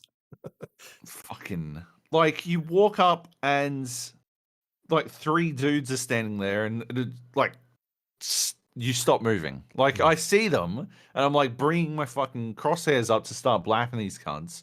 Not that it matters, but like I always shoot people until I'm out of ammo, and then I bash them to death just to do anything different, just to slightly vary the combat. Yeah, I go into this fucking outpost. It drags away my fucking control to show me these 3 guys, and it'll be like, "This is the first wave," in their fucking Stephen Fry fucking mimic voice, and then that's when I'm allowed to fight him. And then I run a little bit further on, and there's a guy in a cage, and I'm like, okay, well, I got to rescue that guy.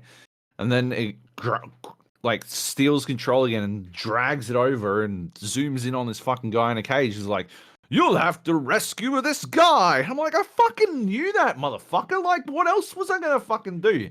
And what is really fucking good about it is when it's not enough for it to this still the first outpost. I get to the next fucking arena and there's a sniper, right? It felt like this entire fucking sequence was basically a summary of the many things I hate about this game. But it drags over to this, like, I enter the thing and I see the sniper, and it's like drags over to the sniper, and it's like, "That's a sniper. I wonder how you'll get him down. That pillar doesn't look very sturdy." And I take 2 steps, and then there's 3 guys in the arena, and it drags the fucking control away and over to the fucking 3 guys. And it's like, "That's the second wave." I'm like, motherfucker, just let me fucking do something. And then I walk over to go, and I start hitting the fucking pillar, and nothing's happening, nothing at all. So I start shooting up into the thing, and I get a red crosshair. I get a fucking red marker that indicates I've hit something, right? As far as I can tell. But I didn't get any fucking numbers come up. So now I think I have to shoot this fucking platform somehow to make it fall down, or shoot the pillar, or shoot something, because I got a fucking it was a bug. I got a faulty indicator that I had successfully done damage. I assume I hit the sniper or something through a hole in the floor or some shit. I don't fucking know. But I'm standing there fucking blapping this thing pointlessly while these other 3 dudes try and get me. I kill the other 3 dudes, and then I turn to shoot the sniper. I'm like, I'm just gonna fucking shoot him while he's up there. And I shoot him once, and then bang, cutscene. Drags control away. Over. Oh, there's a guy. Big fucking fat monster dude. And it's all of this. Every single one of these cutscenes, none of them is fucking short. Right? It's not like it just like fucking snaps over. It drags the camera over, pans over, and then zooms out to the perfect fucking spot, and then holds there while fucking Stephen Fry guy fucking yaps until and then I'm allowed to fucking play again. And I'm supposed to lure the big fat guy to knock over the pillar. That's the success thing. Yeah, he's supposed to charge it. Yeah. I stood underneath it. He missed the pillar somehow, and then, but he was then trapped underneath the pillar. So I just had to wait for him to fucking and proper trapped, because they've done something. Like, for some reason, collision is like really important in this game. It's unbelievably important to them that collision functions the way it should, which I guess in every game, I appreciate the attention to detail, right? But in this one, it fucks things up constantly for no reason at all. In this case, he was bent down when he was charging at me, and then when he stood up, he couldn't make it out from underneath the pillar, the platform. I guess his head was colliding with the top or something, and there was like a little lip underneath, and he couldn't fucking walk out from underneath it. So I just had to wait for him to do a charge, and then he had to, for some reason, he had to charge the pillar twice. Like, Mm, what the fuck is the point of that? And that insta killed him too. So it wasn't even an interesting fight. All I had to do was wait for the fucking monster to charge the pillar twice. right. And because he glitched himself underneath the platform itself, it was just a matter of time. Really, it was just a case of waiting for. But another time, I put a fucking video up on fucking Twitter where I got locked inside a room. It was a reward room, one of the vaults that you find. And if you saved and closed, the door closed, and then you couldn't fucking open the door again for some idiotic fucking reason. And so I was stuck inside. I had to revert all the way back to a save game earlier, 5 minutes earlier, and I had to do this boss fight again. It was Mm, like a world boss fight. Not that complex a fight, but like, you know, I'm a low level. He had a lot of health. And that was when I was reminded of, like, if I run up to this big fucking thing that's, I don't know, 8 stories taller than me, mm-hmm. uh, my guy collides with, like, the fucking gut of this thing. His head collides with it. So when he swings to punch, the swings are too low to hit. You know, like, you know, in fucking fights where the tall guy puts his hand on the little guy and just holds him while the little guy just fucking swings at air. Yeah. That was what was happening, except this monster's fat belly was doing that because they're so fucking, they adhere to the concept of collision so fucking closely that was enough to ruin my ability to fucking hit this thing, which is honestly insanity. I cannot believe that is how that fucking works. Not to mention, like, the amount of times you'll fucking do a combo, but he won't have like locked onto the fucking correct person, or he won't have locked on properly or something, and he'll just fucking do kung fu moves like at fucking nothing at all, and you're like, Mm. well, that was fantastic, useless, and someone just shot me, but fantastic. I really enjoyed the animations. It's made all the better because I made a fucking weird squirrel thing that has giant eyes and a weeble wobble head. So that's great. I look like I should be a kung fu master if kung fu masters are those, what are those collectible dolls everyone collects? The giant heads, you know, the ones. Funko Pops. Anyway, Funko Pops, yeah. If it was a fucking Funko Pop, Mm. Kung Fu Master. That's basically it. That's fantastic. I love it to pieces. Couldn't have gone any better. Um, I don't know how to change fucking weapons. I found a fucking flamethrower, and I can't change to a different gun. I'm still using the same gun that I got at the start of the game. I Yeah. can't. I've given up. I spent literally fucking 2 entire minutes clicking on everything in the inventory, trying to work out how to change my fucking gun. I could change my fucking sword. I don't have another fucking sword. Or my glove. Sorry, I can This change is my the punching same thing I glove. But messaged Clem about the other day. like, what the fuck is going on with this Yeah. shit? I do not understand. Yeah. Oh my god! And I haven't. I'm not even fucking. I haven't even gotten to my least favorite thing yet. Like, Because the other day when I was like, how do I change weapons? Because I found oh yeah, right. I found a gun and I messaged you guys because the game wasn't out at this point yet. And for reference, Kleb, who's been on the podcast a couple times, he was the lowest review on Metacritic Mm. until the game was released and someone sniped his podium spot. Hmm. But yeah, I couldn't figure out how to change guns because it's in such a weird spot. Like the UI is terrible. It does such a bad job. It's like, hey, change your here's your character and you can like equip all this stuff here, but you've got to then select the hand and then press a trigger button to switch it over to ranged weapons and then go in, and it's just like, why does it have to be that complicated? Why? It's just such a strange system. To all the UI is just such like a mess to go in there. Like leveling up points because there's Oh, like psi points and upgrade points and some other thing, and you go into a menu and it's like close combat, melee combat, dual wielding, and so you click on that, and everything in that actual tier list is already ticked, and you're like, I've already got all this stuff. Like, right. why is it here? What, what is What do I get from looking at this then? Like, why would you yeah. fucking make me look here? Yeah. And so you just go Holy through this list of shit. like 8 items, and you click on the first one and all the things in there are ticked. And you're on the second one, all the things in there are ticked. And you're on the third one, like all of them are ticked except for one. And you're like, all right, well, fucking fair enough. I'm getting. I guess it's Looks the one like I'm spending points in. It's just such a power punch. weird, Yeah. like the crafting system, what I was talking about before. The first time I went into there, because I've been playing this game for 5 hours, 5 or 6 hours, and I went and watched someone's review. Mm.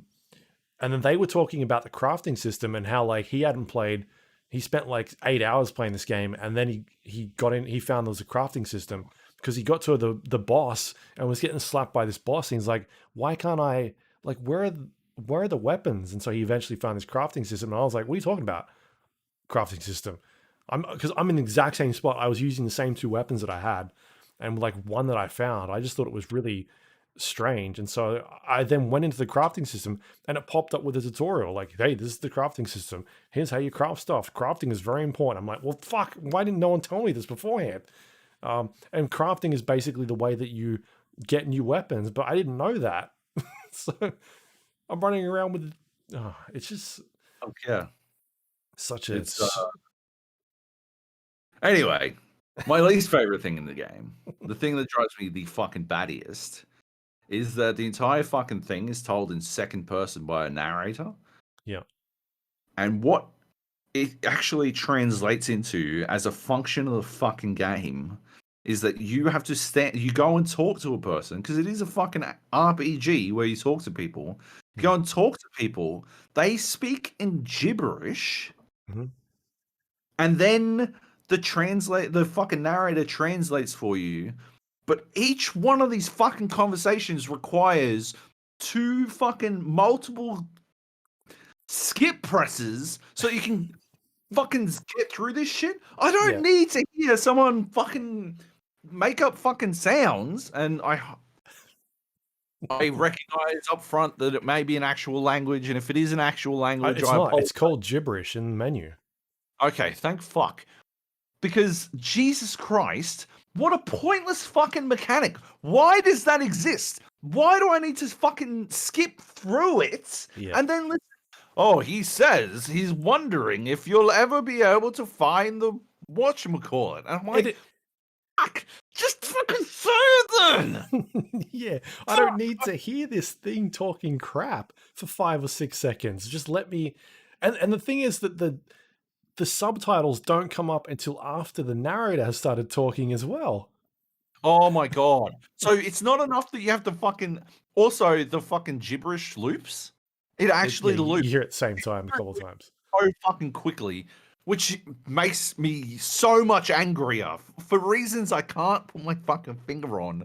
But they didn't even fucking record like a couple of extra lines of fucking gibberish. God damn it. And then yeah, you have to skip through the gibberish, and then you have to skip through the narrative speaking so you can read the fucking subtitles. Right? Like, what the fuck? What the actual fuck were they thinking? Right? That is endearing for half of the first conversation you have. And Yeah. then it is tedious. Yeah. Fucking annoying. Why? Why would anyone enjoy this? This comes back to the thing I was saying about the customization screen, and I think this is another one of those other things of like the fact, like, why is this in here? And the fact that they thought this was a good idea. Like, a designer said, hey, let's have all the characters in this world speak gibberish because they don't, Simlish or whatever it is. Like, it's a different language. You can't understand it. And then we'll have the narrator translate what they're saying. And someone said, that sounds pretty cool. But then they put it in the game.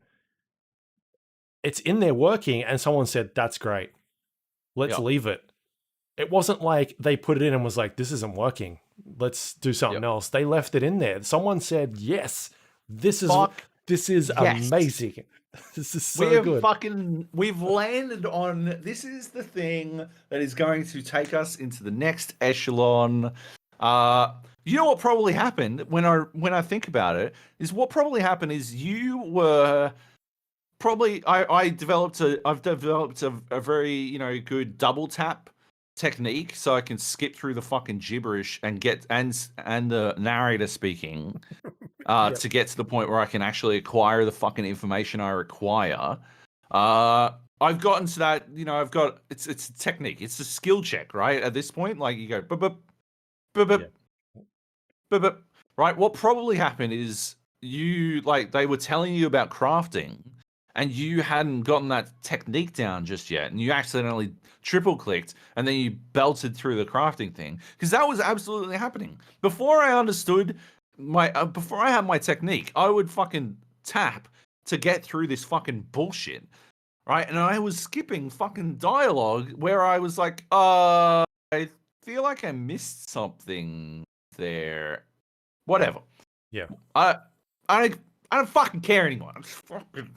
Every time that fucking old wheelchair motherfucker speaks, I'm like, nobody fucking cares. You have never said anything interesting. And my biggest fear is talking to you is going to require me to be a fucking child again. Which, why does that exist? Why do they have these fucking moments where you're playing as a child? They Yeah. don't seem to have any impact on the fucking game. It's backstory horseshit that doesn't impact your character, as far as I can tell. I think, like, what the fuck is the point? Oh, you get to learn how your mum was kind of a bitch, Hmm. right? Like you wander through this village and she's like, "Oh, why are you helping these people? I told you had to be at training." And you're like, "Yeah, but I'm a I'm I'm a baby. I can't tell some old man to fuck off when he asks for my help. Yeah. That's not how this works, as far as I can tell." Like, certainly, I may have skipped some lines of dialogue that tell me that it's fine for me to tell him to fuck off, but I'm pretty sure I have to help him before I can progress through this shit anyway. I think it's a requirement. I don't want to get all meta on you, mum, Hmm. Muma, but like I'm pretty sure as a function of the game, I have to do this shit. So stop getting on my fucking ass about this stuff, and just fucking back off. I'm tiny. The Yeah. first time oh my god, the fucking first time I was a child, I ran. I talked to fucking old boy, fucking old cunt, whatever his name is, and he was like, "Oh, you need to go get something." I had to get something like a seed or something, maybe Hmm. from like an island. And I'm like, okay, fair enough. And it's got the icon, and I run over there, and because you're little, and because they're insane attention to detail goes all the way down to this fucking you're smaller, so you run at half speed, even when you're sprinting.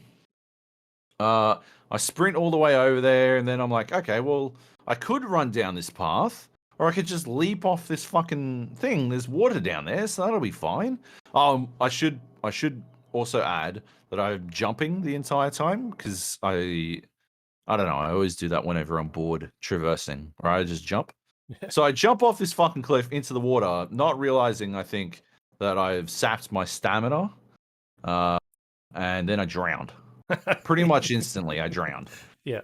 And then when I respawned, it dumped me, not back at fucking old mate, but back at the fucking 100-meter run up to old mate.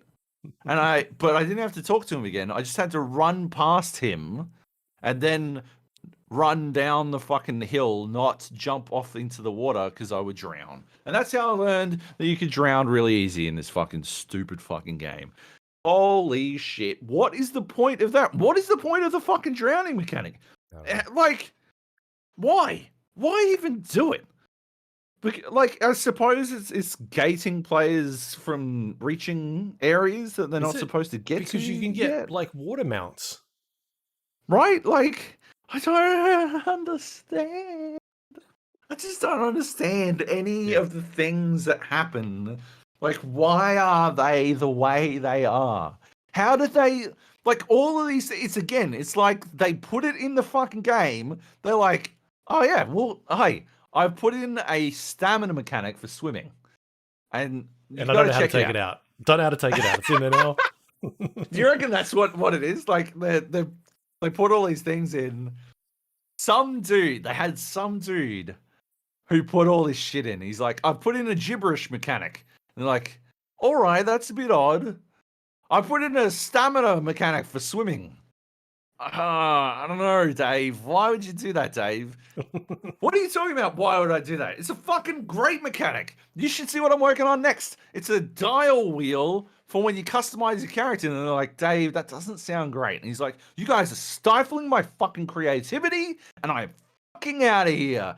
And then they go in. They're like, hang on, Dave implemented that creation mechanic already. And he didn't comment any How of do it. we? Yeah. How do we get it out? I don't know. I don't know how to get any of the Dave stuff out. Hmm. And that's what's happened. That has to be it. That's the only thing that makes sense to me anymore. Yeah. Now that we've landed on it, that has to be it. Because I got no ideas, man. It is bananas. Yeah. The narration, right, is so weird because not only does it like you're wasting time. You're basically wasting time every time that you get in a conversation. But also it strips everything back so that every character is exactly the same, right? Because it's being delivered from this. You called him Stephen Fry. I feel like it could be like a David Attenborough type thing. Sure. Yeah. He's British, so that's where we're going, right? Yeah. But it just makes every You character. British, you Attenborough. Yeah, you're Attenborough. It just makes every character seem the same because every line is being delivered exactly the same by the same person throughout the entire game, and so it strips all the RPGness out of the game, and you're like, why? All right, why is this here? Oh, it's because I Dave haven't finished password it. protected the source code. He locked it in. Yeah. I haven't finished it. I'm definitely not going to because I fucking hate it. Hmm. But I have to wonder if there is some sort of fucking explanation narratively that explains why there's like a narrator instead of like, well, okay, here's a question that probably doesn't warrant there's no reason to ask it, and it probably doesn't warrant an answer, but it has been bugging me the entire fucking time. Does my character understand these people? I'd assume so, right? So I don't think the why narrator is talking to the little guy. I think the narrator is talking to you. to me the player, Yeah. not the player character? Yeah. Right. Is he? So is that how it's going? I assume so. So the narrator doesn't talk to the player character, only talks to the player, serves as a translator. Hmm. But so how do I understand any of the shit that he doesn't translate? I don't know. Right? If it's all in a language that I don't understand, how do I understand anything that's written? Yeah. Doesn't I guess I get the device, but why? Why? Hmm. Why? Well, there's a lot of why. The loot system really early on, I was like, oh, this seems kind of interesting, but even the loot system takes so long to like. It brings up a menu whenever you loot something. It's like you just got fucking bandages and this like a handle, but it's not like a pop up on the screen that shows you like here it is. It's like a full screen fucking thing, and it takes like 3 seconds for the thing to go like it's a uncommon and it's a gear 2 thing and here's this other stat and a bunch of it just takes so long to do everything, and so you get in this point. I was looting stuff that was like level 18 gear and I'm like level 4 and I'm like, what am I supposed to do with all this shit? Yeah. Like you're giving me stuff that I right. can't use. Cool. Yeah, all That's right. pointless. Fair enough. The I'm surprised it doesn't have an inventory management system. I'm surprised, and it would be if it does have one. Like if it did have one, it would be like some insane I shit mean, it that sort is of does indecipherable. Does because you it? need Like, to scrap items in order to then craft. true. So I you meant you more pick up like a shit, weight yeah, system, or like, encumbrance, suddenly you have to craft a fucking bigger backpack. I'm surprised it doesn't have it, yeah, yeah. because it feels like Dave must have left before he put it in. I'll tell you what, he was like right there. That's the one. That was the straw that broke the I have camel's found back. He's like, backpacks, but they're just cosmetic items. They're just yeah, armor. the armor, yeah, the Right. old It's armor backpack. you get all this gear, and it's just like in order to build stuff, you're supposed to scrap items that you don't want to use, but like Gennett doesn't do a great job of explaining any of that. Um, Yeah. the the combat seems pretty interesting until you start getting into it, and it just feels clunky. Like it's sort of a like a Devil May Cry combo system where you're mashing certain buttons like attack Y, and then that'll do something, or it's two attacks and a trigger button to fire your gun, and that does an ability, and you can unlock these different combinations, but they just like sometimes it pops up on the screen like, hey, here is the combination you need to do this thing. Like you've already pressed X twice. Now if you press Y, it'll do the hurricane attack. But it doesn't like list all that stuff all the time. It just kind of Yeah. pops up every once in a while, and you've got to go back into the menu and see like um what are my combos. It's such a weird implemented system where they've done like half a job there, and so that becomes like, well, I'll just do the same ability over and over again because that's all I can fucking remember. And then on top of that, there's like a dodging slash parry system, and it just doesn't, like when you play Batman or I don't know, Assassin's Creed or like any of those games where it's like whenever you need to parry or block, it has a flashing indicator above their head, and it's like, now you need to block. It does that in this game, in Biomutant, but it only does it some of the time. And So weird yeah, how because you can inconsistent it parry is. pretty much every attack, but it only tells you sometimes when this thing is going to attack. On top of that, you've got abilities in the game like being able to set someone on fire or like poison attack somebody. And it basically engulfs this character in this status ability. And then you can't see that flashing icon anymore because it's covered behind the thing that's on fire now. And so, like, even that becomes a problem of being able to distinguish when this thing is attacking because it's on fire all the time, or it's glowing green and you can't see it anymore. Um, and so combat just comes down to just standing back and just holding your gun button until the thing gets close to you because it's just so much of a pain to do anything. Yeah. Uh, it's I dropped the difficulty to easy pretty quickly because it just didn't matter. It's just like taking the time to deal with the combat just didn't matter. Everything takes too long to die. Does it? Yeah, it does, in my opinion. The first time that I played Yeah, about 3.5 hours. I was so confused because everything that I killed died in one shot. And I yeah, didn't know, it kept giving me like items and gear and being like, you need to use your health regen, and I'm like, I haven't, nothing's hit me yet. Like, here's a boss fight, and I was killing everything in one shot. I was so confused about what was going on, and like I said, I played for a couple hours, and to the point where I'm like, something's broken here. Like, I don't think this is right. And then the next time I came back into the game, that's when stuff started taking like, oh, okay, right. Like things take like 6 or 7 hits to die, and I've actually got to do stuff. And so my initial experience of like that whole combat sequence, like learning combat, was completely broken because it's teaching me like, hey, you need to dodge and parry and all this stuff. I'm like, why do I need to do that? Everything's dying in one hit. There's no point. I don't know what you're talking about. Um, yeah. but then, yeah. Anyway, so yes, stuff does You die in one had hit something going on, but when you get like developer mode on. yeah. But when you have to sit there hammering the fucking button over and over again, yeah, it's just like fucking. Hmm. Oh my god, I don't care. Let's just fucking Let's just go. Right. Um, Yeah. the quests are super repetitive. One of the first quests that I did was the one that you were talking about. Like you get to a village.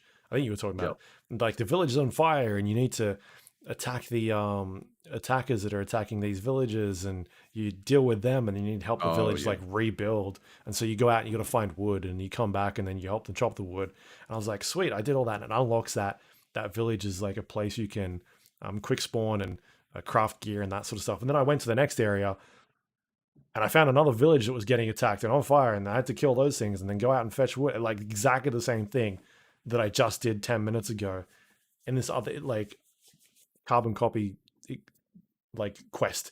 And then yeah, it keeps on repeating itself. You go and find this other thing, and it's the same quest that you just did. There's just no variety at all. Like the world itself is there's a lot going on. It seems really interesting to explore. Um, Yeah. there's like you find caves and there's foresty areas, and it just seems very vast and open. And that's where I was like, oh, maybe this is going to get interesting, like being out and searching around, because that's where like RPGs really start to shine. Of like, you Yeah. play The Witcher and you get into to this area and there's someone's fallen down a well and there's a weird fucking trapped ghost down there, and you got to try and figure out what the deal is with this ghost thing. And so Yep. like playing Biomutant, I thought, oh, maybe that is what this game is about. It's about exploring, because it doesn't really like it gives you a couple of main objectives, but then you kind of just discover things as you're running around, side objectives and main missions and that sort of stuff. But then as you're doing that, it just becomes so obvious that every mission they're all the same. It's you're just doing the same thing over and over again, and it just doesn't make like it's not fun. Yeah. But Yeah. it looks good. It's a very pretty game. I think like Enemy background designs. crafted a really cool fucking world to explore. It's just the act of exploring it is awful. Hmm. It's you know what? It's Death Stranding for 2021. It is 21's Death Is it Stranding. people like Yeah, Death Stranding though? Like a lot. people like this. People like this a lot. People I, really fucking like it. It's got a fucking someone gave it a 95. yeah, but Right? Maybe not a that 10, person but is on crack. I looked at their reviews and they've reviewed half of their games they've given higher than a 9. They don't they should be taken off Metacritic at this point. the it's Death because it's Death Stranding for 2021, right? Because it does everything it does. I fucking hate, but it does appear to be quite good at doing most of those things, right? I hate everything it's doing, but at least it's mostly doing those things that I hate well. Hmm. It seems quite like reasonably competent at being one of the shittest games I've ever played. Right. Yeah. Death Stranding, right, to Kojima's credit, was far more accomplished at being a shitty fucking game that I hate. I Yeah. hate, but that's the thing, right? I know why I hate Death Stranding. I can nail that down. There's something about Biomutant that I Hmm. just can't quite put my finger on. Well, Death Stranding was ambitious. Like it was Yep. trying new things that we hadn't seen So was before, this. whereas I don't think this is doing new things we haven't seen before. Yeah, maybe not. Yeah, it's just trying to.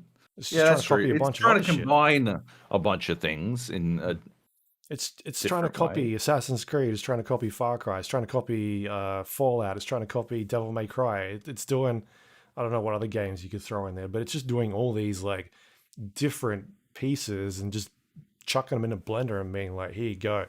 By the way, we should have someone narrate all of this as well, because no one's done that before. Uh, Yeah. yeah. Anyway, I'm not a fan either. I don't, like I was so I was very interested to play this game because the stuff that I saw from it kind of looked promising, but it doesn't. It doesn't play well. Yep. All right. Anything else to add?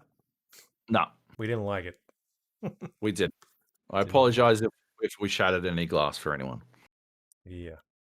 Yeah. Yeah. All right. Anyway, yes. It is time for some news. Overwatch 2 did a presentation over the last week where they dived into a bunch of things that have gone on with that game. I guess the biggest one that they talked about was that Overwatch is moving to a 5 versus 5 as opposed to what it currently is, which is 6 versus 6.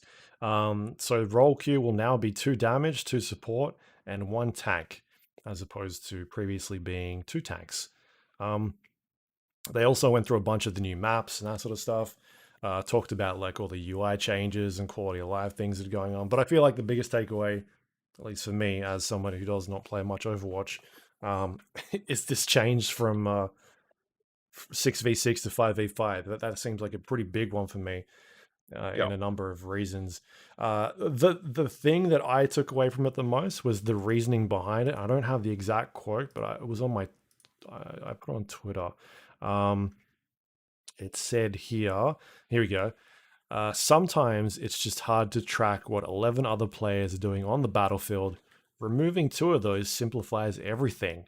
This is this is a quote from the director of the game saying that there's too much going on. I think we have complained about too much going on in that game, but that was in an Yeah. esports capacity and the way that it's Yeah. broadcast, not in terms of the gameplay and what is going on there. So, like, do you think this is a good move from them, or is this a problem? I don't know for certain. Haven't gone back and listened. But I was in the alpha for Overwatch way, way, way back in the day. Yep. And I am pretty sure the one of the first episodes where I talked about the game, I said it should be 5v5, not 6v6. Uh, I've always believed Overwatch should be 5v5. I firmly believe odd numbers play better for competitive games than even numbers because it offers up the opportunity to there's a tendency for people to group. And so with six, it's 3 teams of two or 2 teams of three, and it's far too natural a tendency. But with uneven numbers, if it's a team of two and a team of three, then it's very easy. That's it's been shown to work in a bunch of other games that have competitive viability. Counter Strike, Rainbow Six. When Call of Duty shifted away from 5v5, you notice it immediately shifted fucking back again because it doesn't make any fucking sense. I'm pretty sure I spoke about it with Call of Duty players, Hmm. pros. Uh, the even numbers just don't work. You need that unevenness. 5 is the perfect number. 7 provides too many opportunities to have 2, 2, 3, that sort of thing. But in a split capacity, 5 just fucking works. It also works in MOBAs, right? Like Hmm. Dota and League of Legends. It You're always better off with 5 because you have the opportunity for that one person to disrupt the 2 teams of 2 Hmm. when they're going 2 teams of 2. Yeah. I just think it's so I absolutely think they should do it, and I want to say I've been saying that they should do it since before the fucking game came out. Mm. I don't think the reasoning that there's too much going on Yeah. is necessarily up to par, but but I got the feeling that yeah, going deep into why fives. I think they just didn't want to. They didn't want to do the whole, well, we fucked up with Overwatch thing. So they just wanted to. We're trying something different. We're trying something new. Instead, I think that's what they're pushing towards. Hmm. That's what that felt like to me, as opposed to Yeah. an admission of fault. This I was more we want to experiment, I and this jumped is into the Overwatch Reddit page, see what the community was going on. A lot of people not happy about this change, um, purely from the standpoint of people that role queue for those specific uh, like positions, like playing the tank. Obviously, that is going to be now reduced quite a lot. They've basically, like, in terms of their Overwatch Pro League, right? They've just gotten rid of a bunch of their pro players. Yeah. Like, there you go. I think what like obviously this wouldn't work, right? Because the people getting fired will be off tanks, not fucking. So, and you couldn't get a bunch of these like suddenly fired from the OWL to mm, create a team because they're all fucking off tanks and they'll be missing a bunch of roles, right? But I think it would be pretty entertaining if they made up the difference by adding a team or two to the league, right? How many teams have they got in the OWL now? Like somebody's going to fucking buy a 20? team then, right? Well, yeah, that's true. Yeah.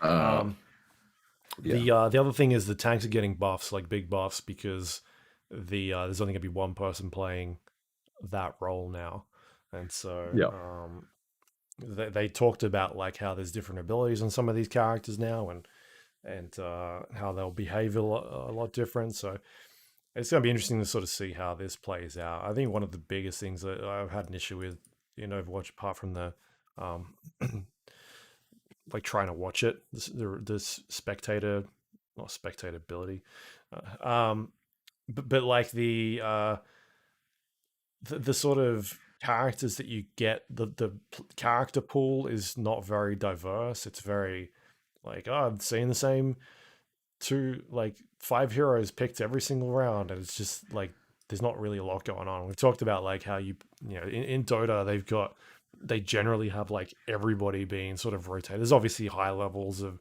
rotation for specific heroes in that game, but um, Rainbow Six Siege is the same way. Like, you don't see everybody playing the same characters all the time. I think with Overwatch, that was just always something that I picked up. Like, it was just the same characters every single time being played. Obviously, there was some variation every once in a while, but it just didn't seem like there was much going on there. Um, and so hopefully maybe this changes things up a bit. The other thing that might change it up a bit is that the maps that they're working on now are going to be more open. They're not going to be as sort of funneled into like pushing an objective through this tight tunnel area. There's going to be a lot of flanking, they said, which may open things up to heroes that we haven't seen before. So maybe that fixes things up a little bit. But anyway, I just thought it was going to be an interesting change going to two. It also means that like you've got like just people that play the game. They've got their like set team of six players, and now somebody might miss out as well, right? That kind of sucks. Um, yeah. You are gonna have to boot. So, like, I see that. I see it from that perspective. I see yeah.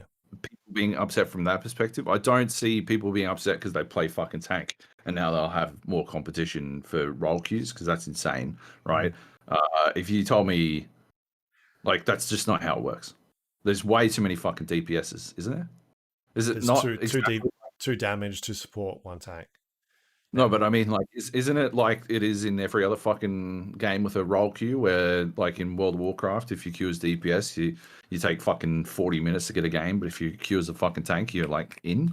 I don't You know. just fucking snap, snap, I've never snap. had that problem.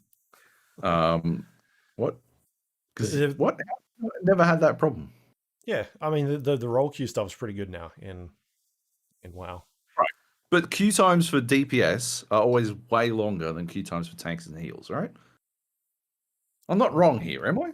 I don't know. This is how it works, right? And Maybe. eliminating one role, eliminating a space for a role, but keeping players as that role, wouldn't that Hmm. just, you know, mean faster For them.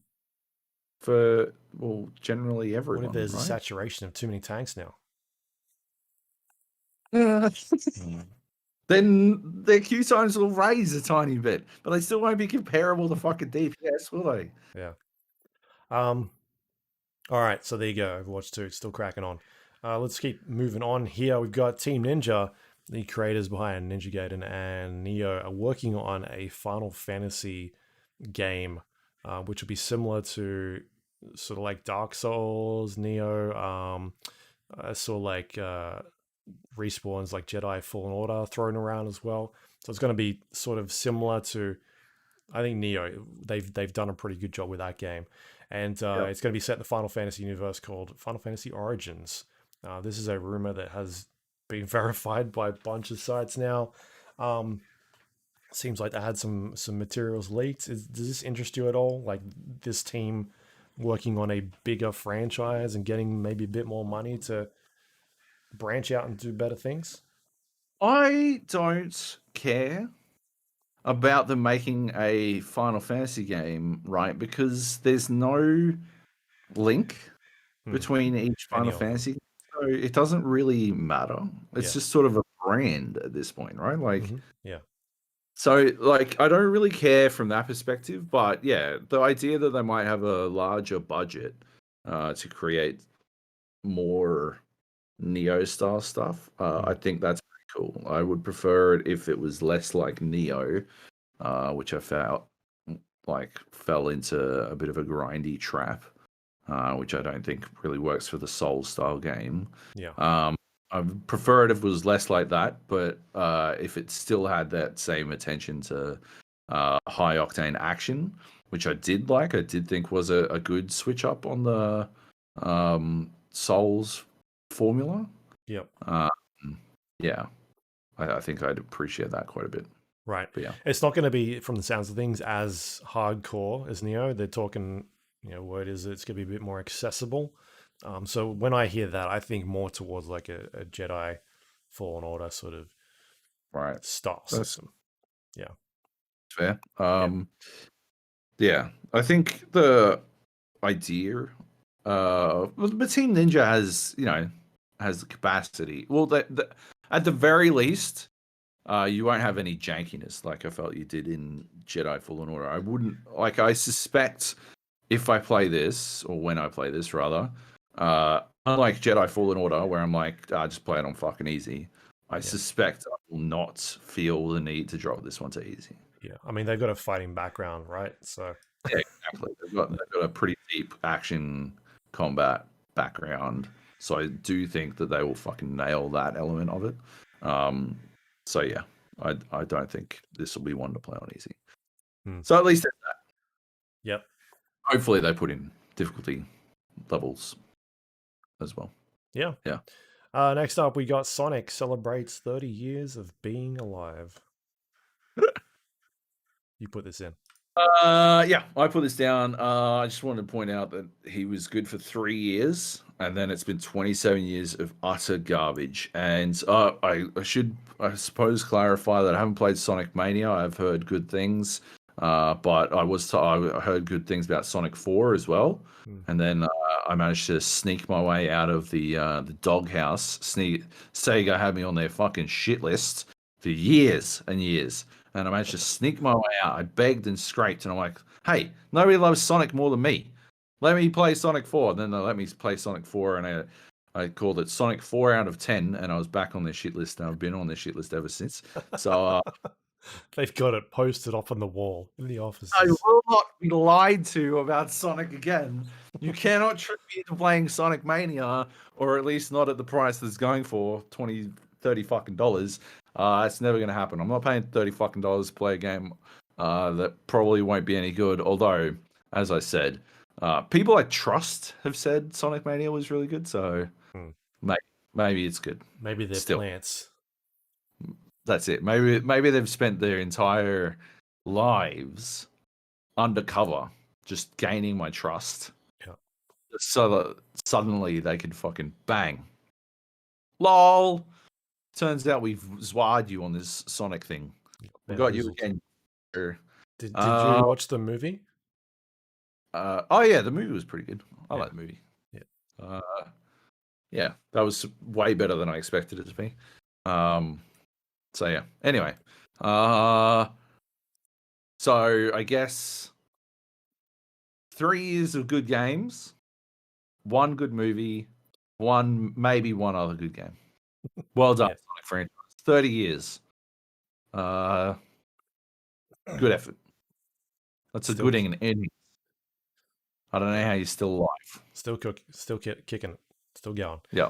All Yeah. right, next up, we've got Horizon Forbidden West is getting a gameplay reveal tomorrow. By the time people hear this, probably. Far Cry 6 will be at the end of this week as well. Just got some emails about that. Mm. And on top of that, Xbox and Bethesda Games will have a showcase during E3, I guess, June 13th. It's going to be an hour and a half long. So there's things are getting busy. E3 is supposed to be in like 2.5, 3 weeks. Yep. Um, any of these excite you at all? Yeah, I started reading the Far Cry comic book series, Okay. and so I'm actually kind of getting into the idea of Far Cry now.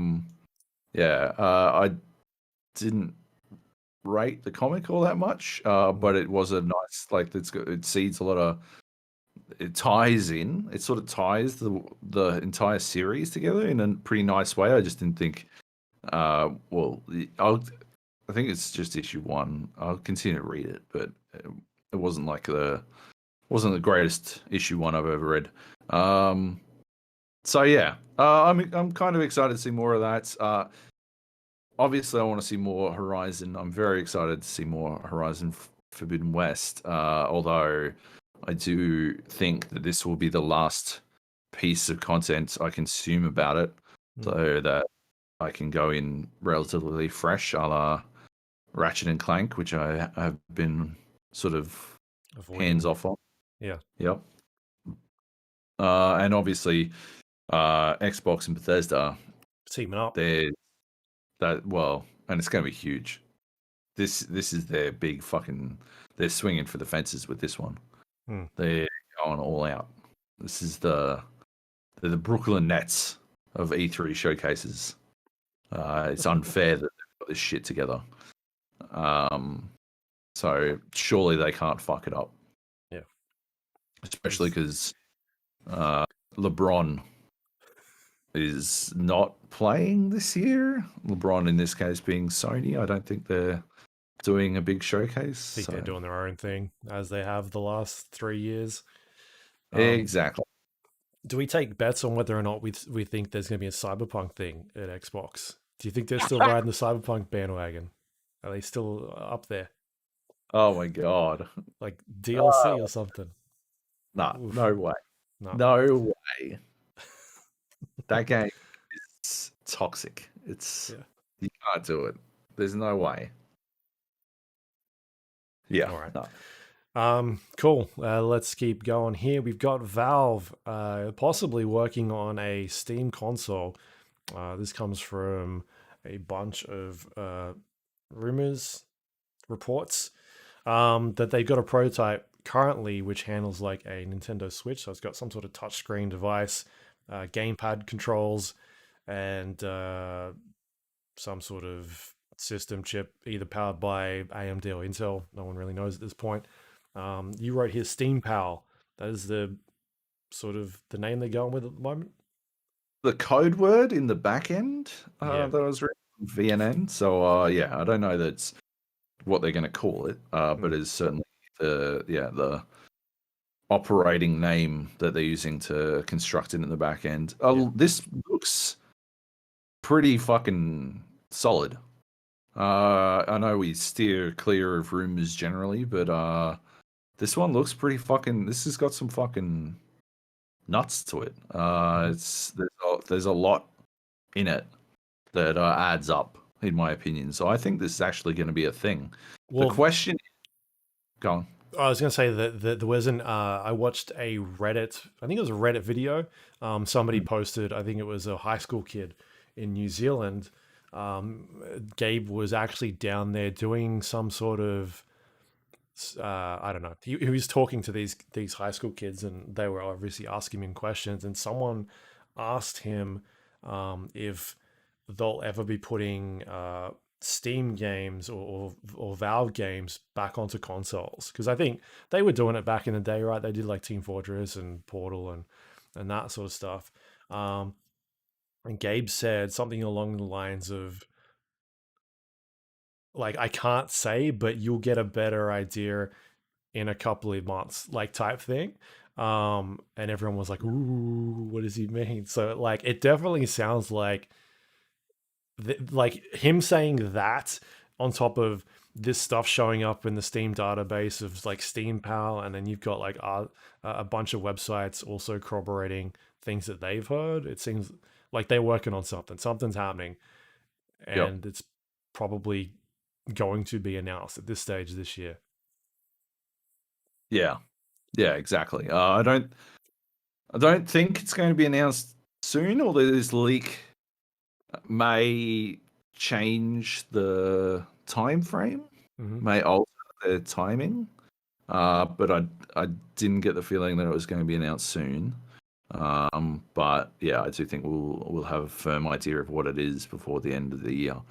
Um, I think my gut says it will work more like it won't have a lot of power on the device itself. It will stream from Steam Yeah. where possible, um, which will dramatically open up the library because at the moment it's rumored that it's running on Linux, Hmm.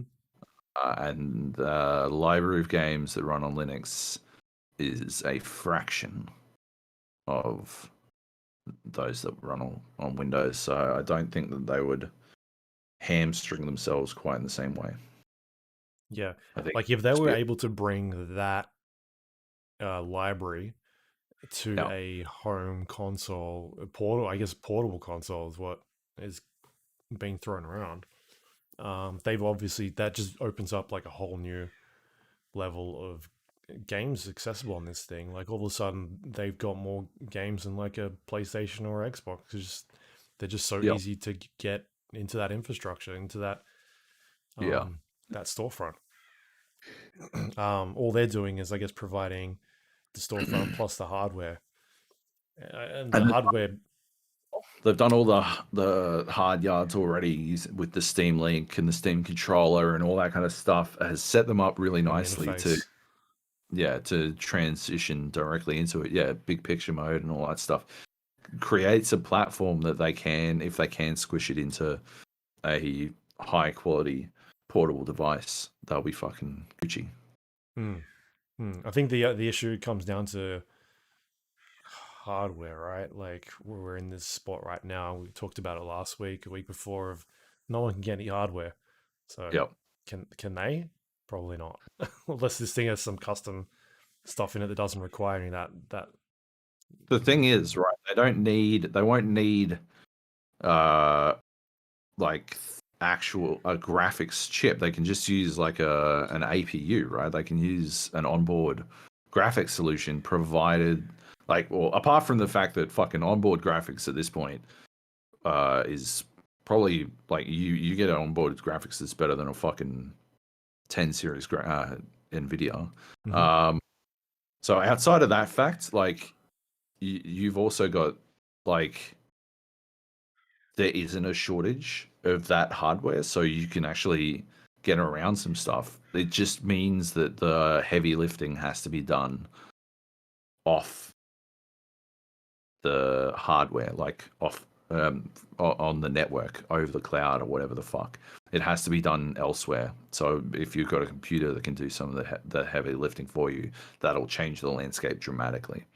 Mm. Again, whether or not you can get a computer that can do the heavy lifting for you is a whole other kettle of fish. But Yeah. yeah, I think they've got a lot of options. I think like I'm keen. I'm well keen. My Switch is halfway dead, but I've been okay playing on my phone. So and I don't plan on buying a new Switch, but I would buy this. Yeah. Yeah, my what I want out of it is that I'd be able to take, like, we went up the coast. It would have been cool if I could have plugged the Steam Pal into the TV and we could have played Jackbox or some shit. That would have been fucking cool. Mm. Like just all my fucking games with me, Or you as take your opposed, stuff, yeah, play yeah, Hades, or you know, you're probably not playing I could have set it Cyberpunk on up. this thing, but Yeah, I could have set it up so that I could, do this, but the hoops I had to jump through. And by the time I'd realized it, I had too much to drink, so it just wasn't worth trying to work out. But Mhm. yeah, a plug and play solution, genius. It'd be fucking phenomenal. Yeah. And the potential for co-op, like couch co-op as well. I love it. Yeah. All right, and that is the news we got going there. We got any questions this week? I think we did. Fucking loads, I think. We do. Baz kicks it off. I read this just now, but anyway, I normally try to read them in one go, but it's just one sentence, and I got the gist of it too quick. Anyway, do you think they announced that Overwatch 2 is 5v5 to distract people from the fact that it is a glorified expansion, which is spicy, Baz? I think we discussed why we think they went 5v5, but what do you think about the idea of it being a glorified expansion? How do you feel about that? That assessment, Luke? I think it comes down to the price point of it, right? When it eventually comes out, because the multiplayer is still free. You're paying for the PVE stuff. Their single player, not single player, but they're like campaign weird, like Left 4 Dead esque, On killing minions and like having the levels like I don't know, like dynamically change every time you play them. Like that's the part you're paying for in Overwatch 2. And I think it comes down to how much they're willing to charge that. But yeah, it sounds like that the actual multiplayer is still going to be Overwatch 1 and Overwatch 2 is all going to be the same. yeah, I like the glorified expansion pack. It sounds really harsh, but man, it doesn't feel that far from the truth. Mm. You know, like it definitely strikes me as whoa, that's a bit much. But at the same time, we're gonna have to wait and see how much content they actually bring to the table. To yeah, and like you said, Luke, the price point certainly changes the landscape as well. It's then if it does wind up feeling like if it's priced like an expansion and it feels like an expansion, the question is why call it Overwatch 2? In which case, I think it comes down to I just don't think the game is doing as well as they'd hoped, right? We were hearing all these things recently about how Activision's, or was it Blizzard's, player counts have dropped a lot, right? You look at a game like Rainbow Six Siege where their player counts are going up, just because that's a hero shooter, right? So that's why I'm comparing those two games. But in a game environment that is like Overwatch, where you're introducing new heroes, but you're not getting new players coming in, like how do we spice that up? How do we get people back into this game? I think by releasing Overwatch 2, yeah, that is a way of doing it, purely because their esports hasn't taken off. Dota 2 yeah, has the advantage of their esports and releasing updates, and every time they do this stuff, player count goes up. Counter Strike, same thing. Player count goes up whenever they do esports tournaments, and that Dead by League of Daylight has talked about it. Legends, They have a Rainbow way Six, of injecting yeah, content into it, and the player count keeps going up. But in Overwatch, it's not going up. It's going down. And whenever yeah, they've stopped releasing content for it, it's going down even further now. And so now they're in this weird spot where like they need to get this thing out. yeah. And it's probably going to get people back into it, but I don't know if it'll save Overwatch from like for what they expect it to do. Like Well, they're yeah, not I don't games see that are going how to a die. PVE campaign will help bolster a game that appears to put generally a lot of focus on the esports quadrant. Although historically, I mean, yeah, they were always going to have problems with the esports section of it because they refused to fucking balance for esports. They insisted on balancing for both casual and competitive, which is basically the same as not balancing at all. So yeah, I don't know. Good question, Baz. Guess we'll have to wait and see. Yeah. What would you call it if it was not if it was Overwatch colon expansion? Overwatch 5v5. I don't know. Anyway. All right. Overwatch 4 dead. Yeah. Heathy writes, "Hello, The Gap. It's me again. How are you? That's good. Oh, what the fuck? He's found a fucking worse way to do this shit. It's doing like a preview in the app now, but... here we go. Here it is. Here it is. Oh, my lord. Hello, The Gap. It's me again. How are you? That's good. Oh, boy, have I been busy. A month ago, some of the lads and I took part in the Nürburgring 24-hour on iRacing. For those that don't know, the Nürburgring Nordschleife is a track in Germany that's just over 25 kilometers long. In the car we were driving, it takes just over 9 minutes to complete a lap. I've become pretty familiar with the first half of the track over the years, but never really gotten to learn the second half properly. We decided to enter this race only a week out from it happening, so none of us had much time to prepare. We started the race in 38th. Oh my god.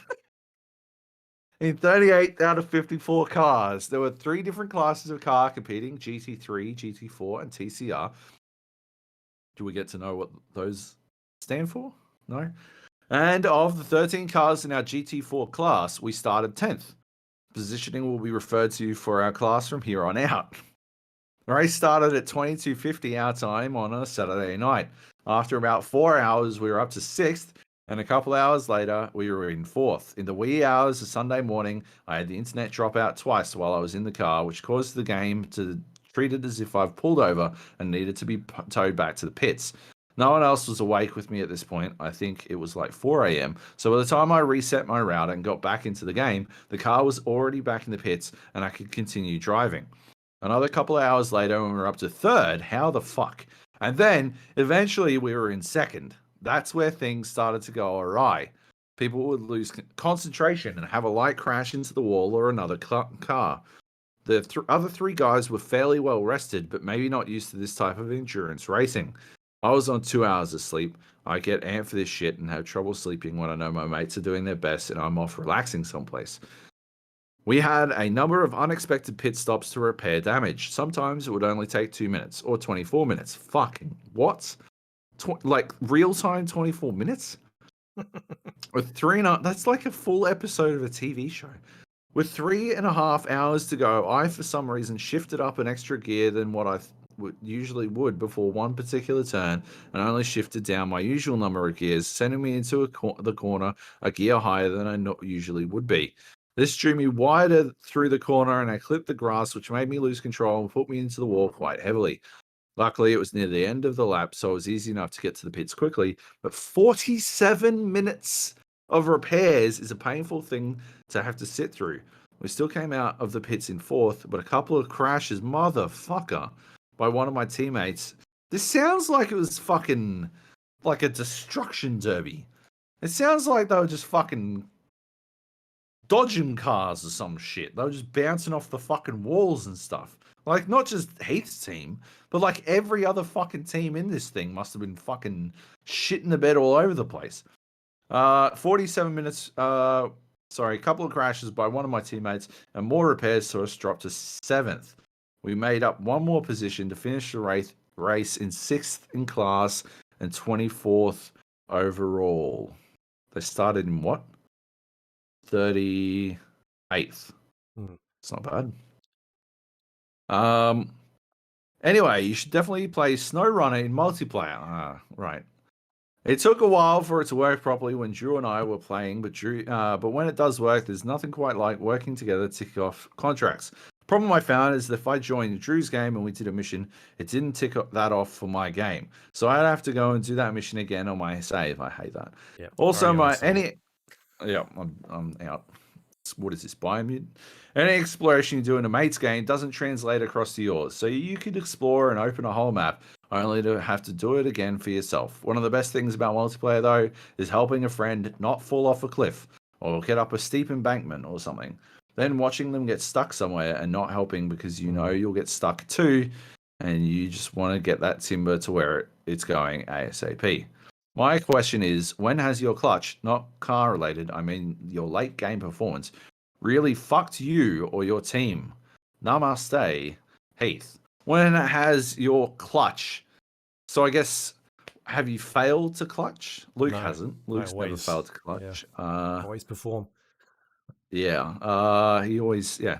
Like, he doesn't have clutch. He's just got a permanent standard of excellence that never goes up or below. It's just like A plus at all times. Me, when has my clutch? Dude, PUBG is probably where it's at, eh? Oh, speaking of PUBG, we didn't really talk about it in the news, but 2 new 8x8 maps actually has me interested in the game again. And I know it's Don't do fucking it. idiotic. Don't I do know it. it's dumb. I know it's dumb, but I'm fucking intrigued. I'm intrigued, damn it. I want to believe they can get back to it. And one of them's it looks like a city map. I love Yeah, city I maps. mean, What the I fuck saw am I about? people on, I think it was Wacky Jacky, like, oh, I'm excited for this, but I still don't understand how they're gonna how they handling map rotations, because Oh apparently yeah, that game I has forgot about issues that. with map Oh, rotations and jeez. player counts, and I'd there's be like 12 maps now or something in the game. Jeez. I'd jump in for the 2 new maps and I'd just play fucking Sandhawk the entire time. Yeah, I think they normally do like the featured map and then like mini royale and normal royale, right? But oh, what a what a what a nightmare. Yeah. In like other games, I feel like I've got pretty good clutch. Like I can actually focus in and get the win. Something about the pressure. Like I've numerous times in like Warzone, I'll be the last one alive and I'm up against a couple of teams and I can fucking smash out a win. I've got that one where like my game was just fucking freezing the entire time and I still Mm. managed to get the win. I'm pretty good at it in Warzone. Something about fucking PUBG though, it's like it's that fucking what I was talking about with Dead by Daylight, where my fucking chest is collapsing in on itself, and I'm like, oh god, no, I can't breathe. Oh, they're all watching. It's like I don't know what it is. I think it's because like half the time someone's been dead for 40 minutes at this point, and there's like it's me and one other person. And if I don't get this win, they'll have been dead for 40 minutes for absolutely no fucking reason, and I'll just be like, I can't handle this.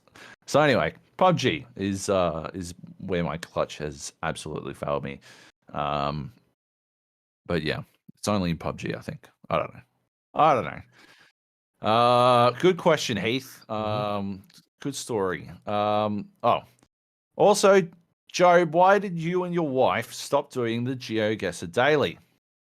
Uh, Kleb is faltering, and now it's more competitive than ever.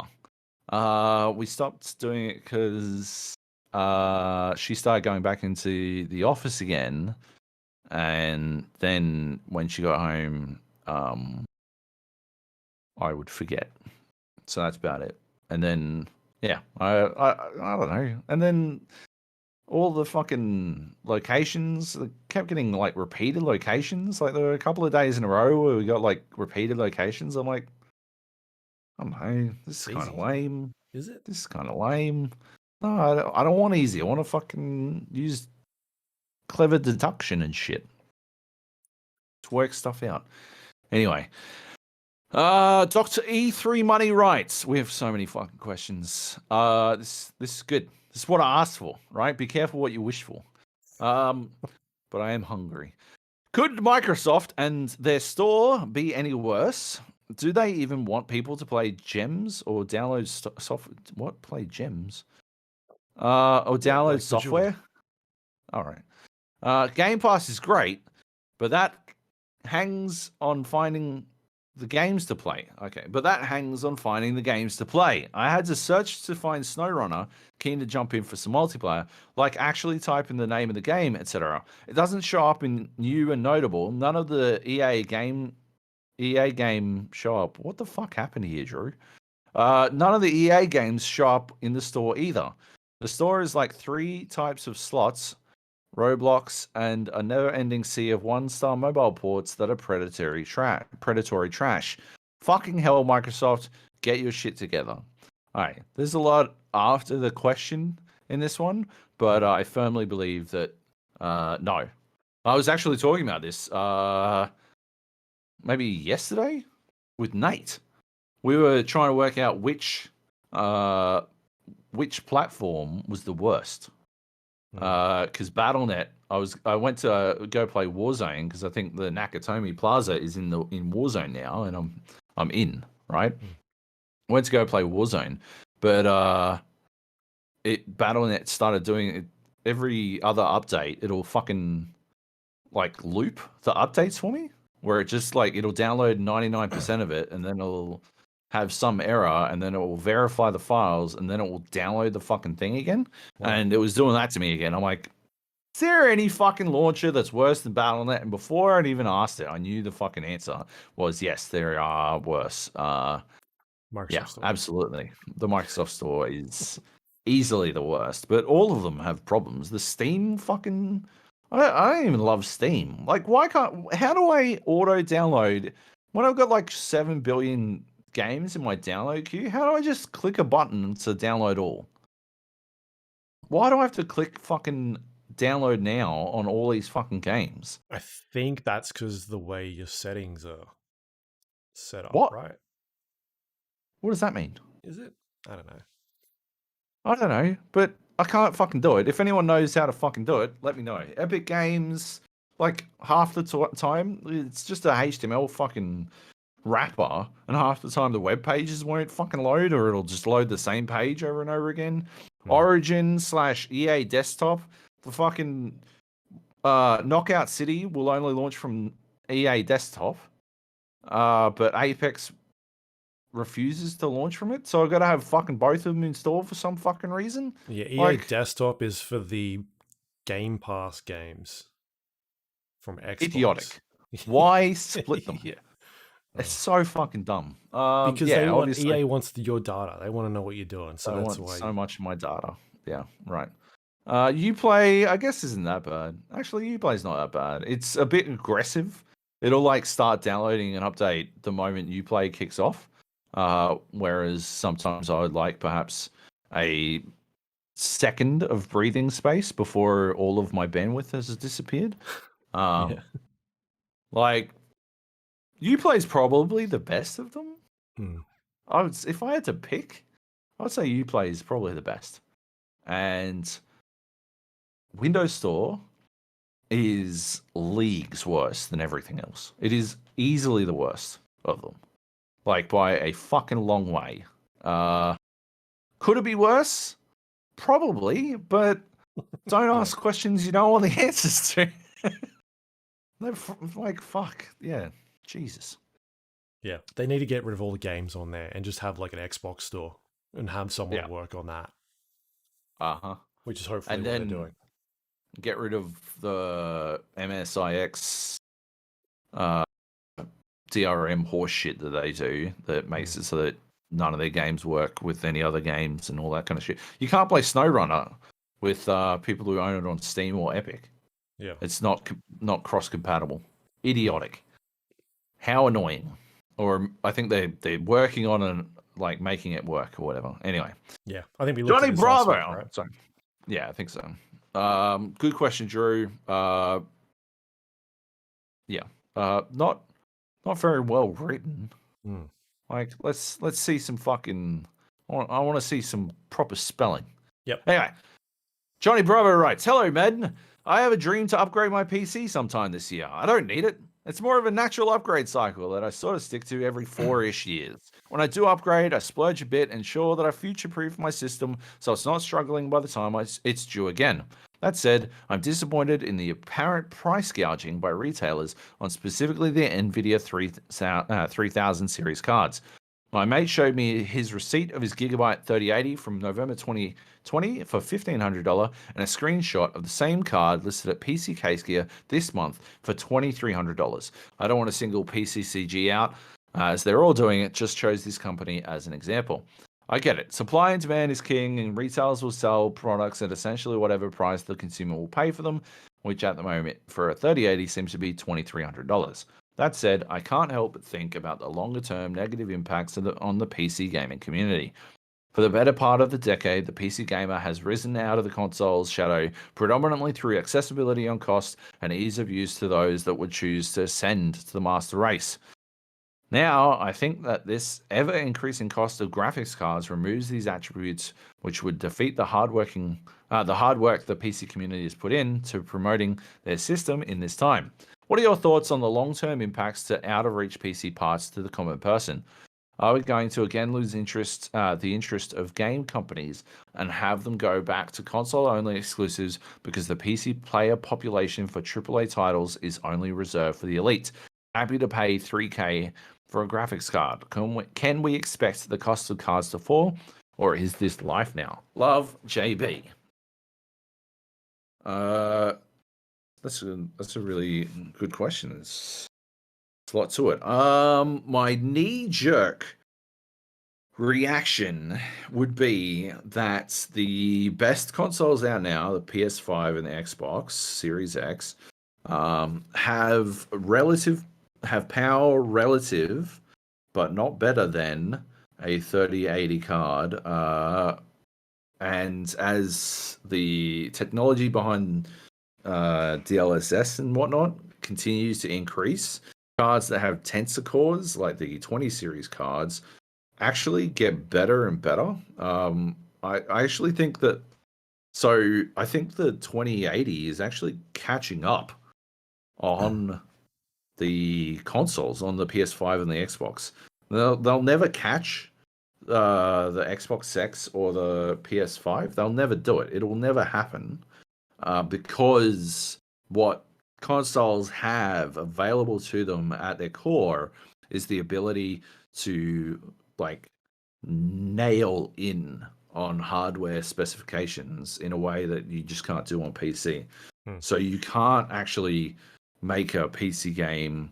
You need more wiggle room for a PC game than you do for a console, and so they can, do all kinds of shit. You know how fast their hard drive is, and you can do little tricks to hide certain things because you know how quick the loading and how much RAM they've got and the speed of that, and and it's all precise. There's no fucking there's no what if they don't have 16 gigs of RAM?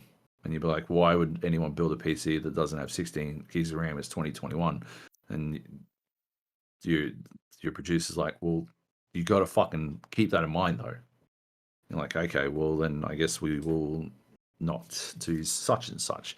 But nevertheless, like, I do think that because the consoles don't have access to that sort of AI boosting technology, instead what we're going to see is a relative plateau for a while.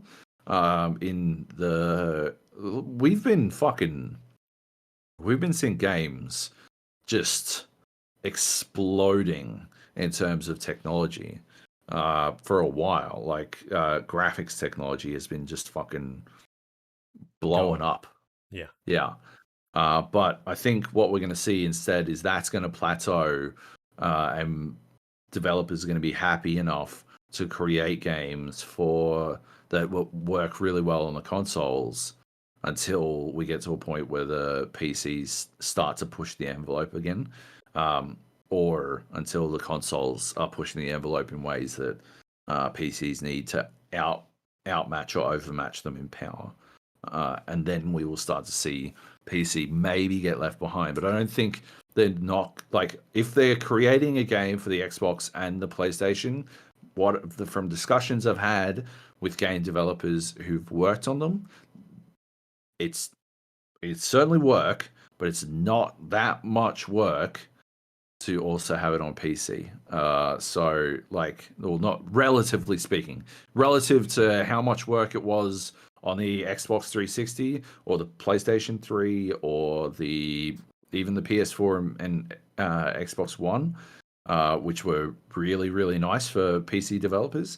These two consoles are apparently even fucking better in terms of sideways compatibility. So, I don't think we have to worry about the PC gamer getting left behind or left out. But I do think that we are going to see a plateauing in the explosion that we've seen.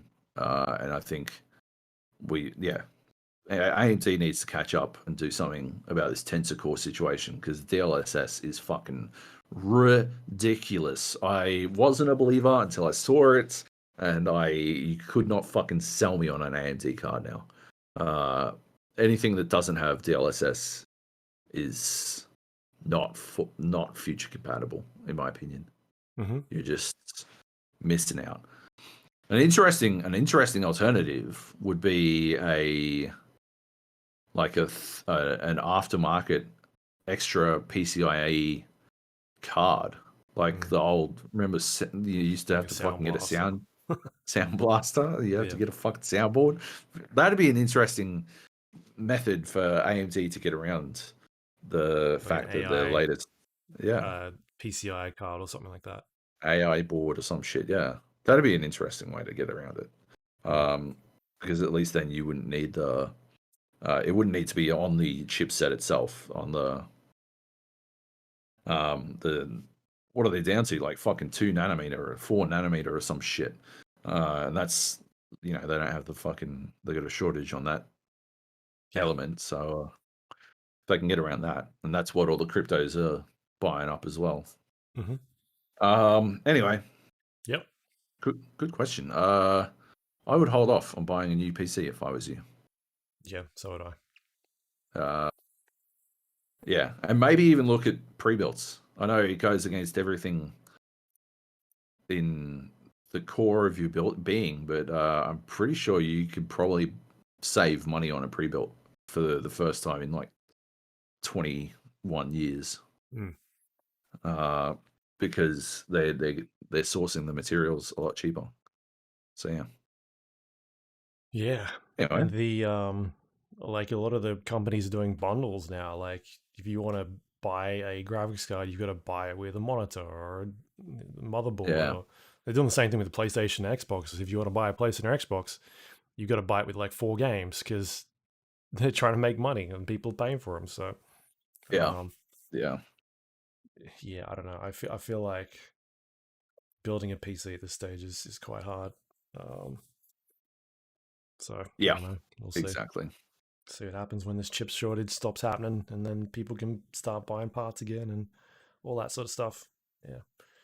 Yep. And I like it's how that's going to affect the next gen of cards. Like when is Nvidia going to release their next series? Is that going to be is that being pushed back, or is it going to be moved forward, or it's hard to tell. Um, all right. Any other questions? Is that it? That's it. All right, we can get out of here then. That's podcast, iTunes, Android, Windows Store, Spotify, YouTube, all the places you get your podcast from. You can find us on there, the Gap or the GA podcast. If you do have a moment, please rate and review the show. Helps other people find us on there. If you would like to find us on Discord, you can go to thegapodcast.com/Discord. You can jump in there, leave us all sorts of questions. Questions like JB and Heath and who else? Baz. Baz is in there. Drew, Baz, yep. Drew, everyone, big week. You can do that, or you can just jump in, talk all sorts of things in the general chat, play video games in the voice channels. Good stuff going on in there. You can also find us on social media, facebook.com/GA podcast, twitter.com/GA podcast. You can go to our YouTube page, thegapodcast.com/YouTube, watch the podcast in video form. I recorded some I guess I can put that Dead by Daylight stuff up there. But I also recorded some Knockout City footage as well. Me just owning in Knockout City, so I'll chuck that up as well. You can go to our website, thegapodcast.com, and check out all the links to those things we just talked about, including past episodes of the show, and also things that Joab writes about on there, including you put something up recently about Battlefield, didn't you? Yeah, the inflation in the Battlefield moments economy. That one went up. I'm working on a bit of a roguelite one. I don't know. I'm seeing how that one's going at the moment. So that should be up next week. Yep. Speaking of Battlefield, that Battlefield trailer leaked. They've been slowly like saying they're going to leak this fucking trailer if EA doesn't put it out. And it got leaked today as well. It's still coming out. I mean, Yeah, they're still giving us dribs and drabs, eh? Like, just fucking do it already. God damn it. Well, this was the whole thing, or at least part of it, but they had a stupid face in the Yep. middle of it. Um, Yes. all right, that is that's everything we got to spruik out. Oh, you can find us on Patreon. If you want to help support the show, you can go to patreon.com/GA podcast, become a recurring member, help support the show, pays the bills, that sort of thing. Thank you very much. Everyone does that. We're very We grateful. Thank you. appreciate the support. Anything you want to pimp out for this week that you got going up? No, No. I don't think so. I don't know when. Maybe some Elder Scrolls Online stuff on IGN, but I don't know when it's going up. So Hey, you know what we didn't talk about? Did we talk about what? Rainbow Six? No. Have you Did played you it? play it? No. No, I didn't get to play it. I was away. Oh, okay. No, yeah. Right, fair enough. We First won't one talk I've about missed in fucking years. that. Yes. Yeah. All right. Fair enough. That is it. You can find me twitter.com/Luke Lawrie. You're at Joby Jojo. Yep. Um, and I guess that is the show. I don't know what we're going to do next week. I don't really have anything planned, so I guess we have to figure that out, right? There's not really much coming out, is there? Not immediately. No. I'll No, find some shit, eh? Erica? no. I've No, heard that's not know very about good. it. Have you? Isn't it that's an old game, right? PlayStation 4 game. Is it just that? Yeah, it's the same. It's an old PlayStation 4 game. Like I think PlayStation's porting all their shit to PC these days. Really? Okay. Yeah. Okay. Fair enough. I thought maybe it was something different, but it No. does look very similar. Yeah, it's the same. Mm. Gutted. Oh. Okay then. Have to find something else. Yep. We'll keep digging. Yeah. All right. We'll figure that out. Until then, thanks everyone for listening, and we will see you all next week. Love you. Bye.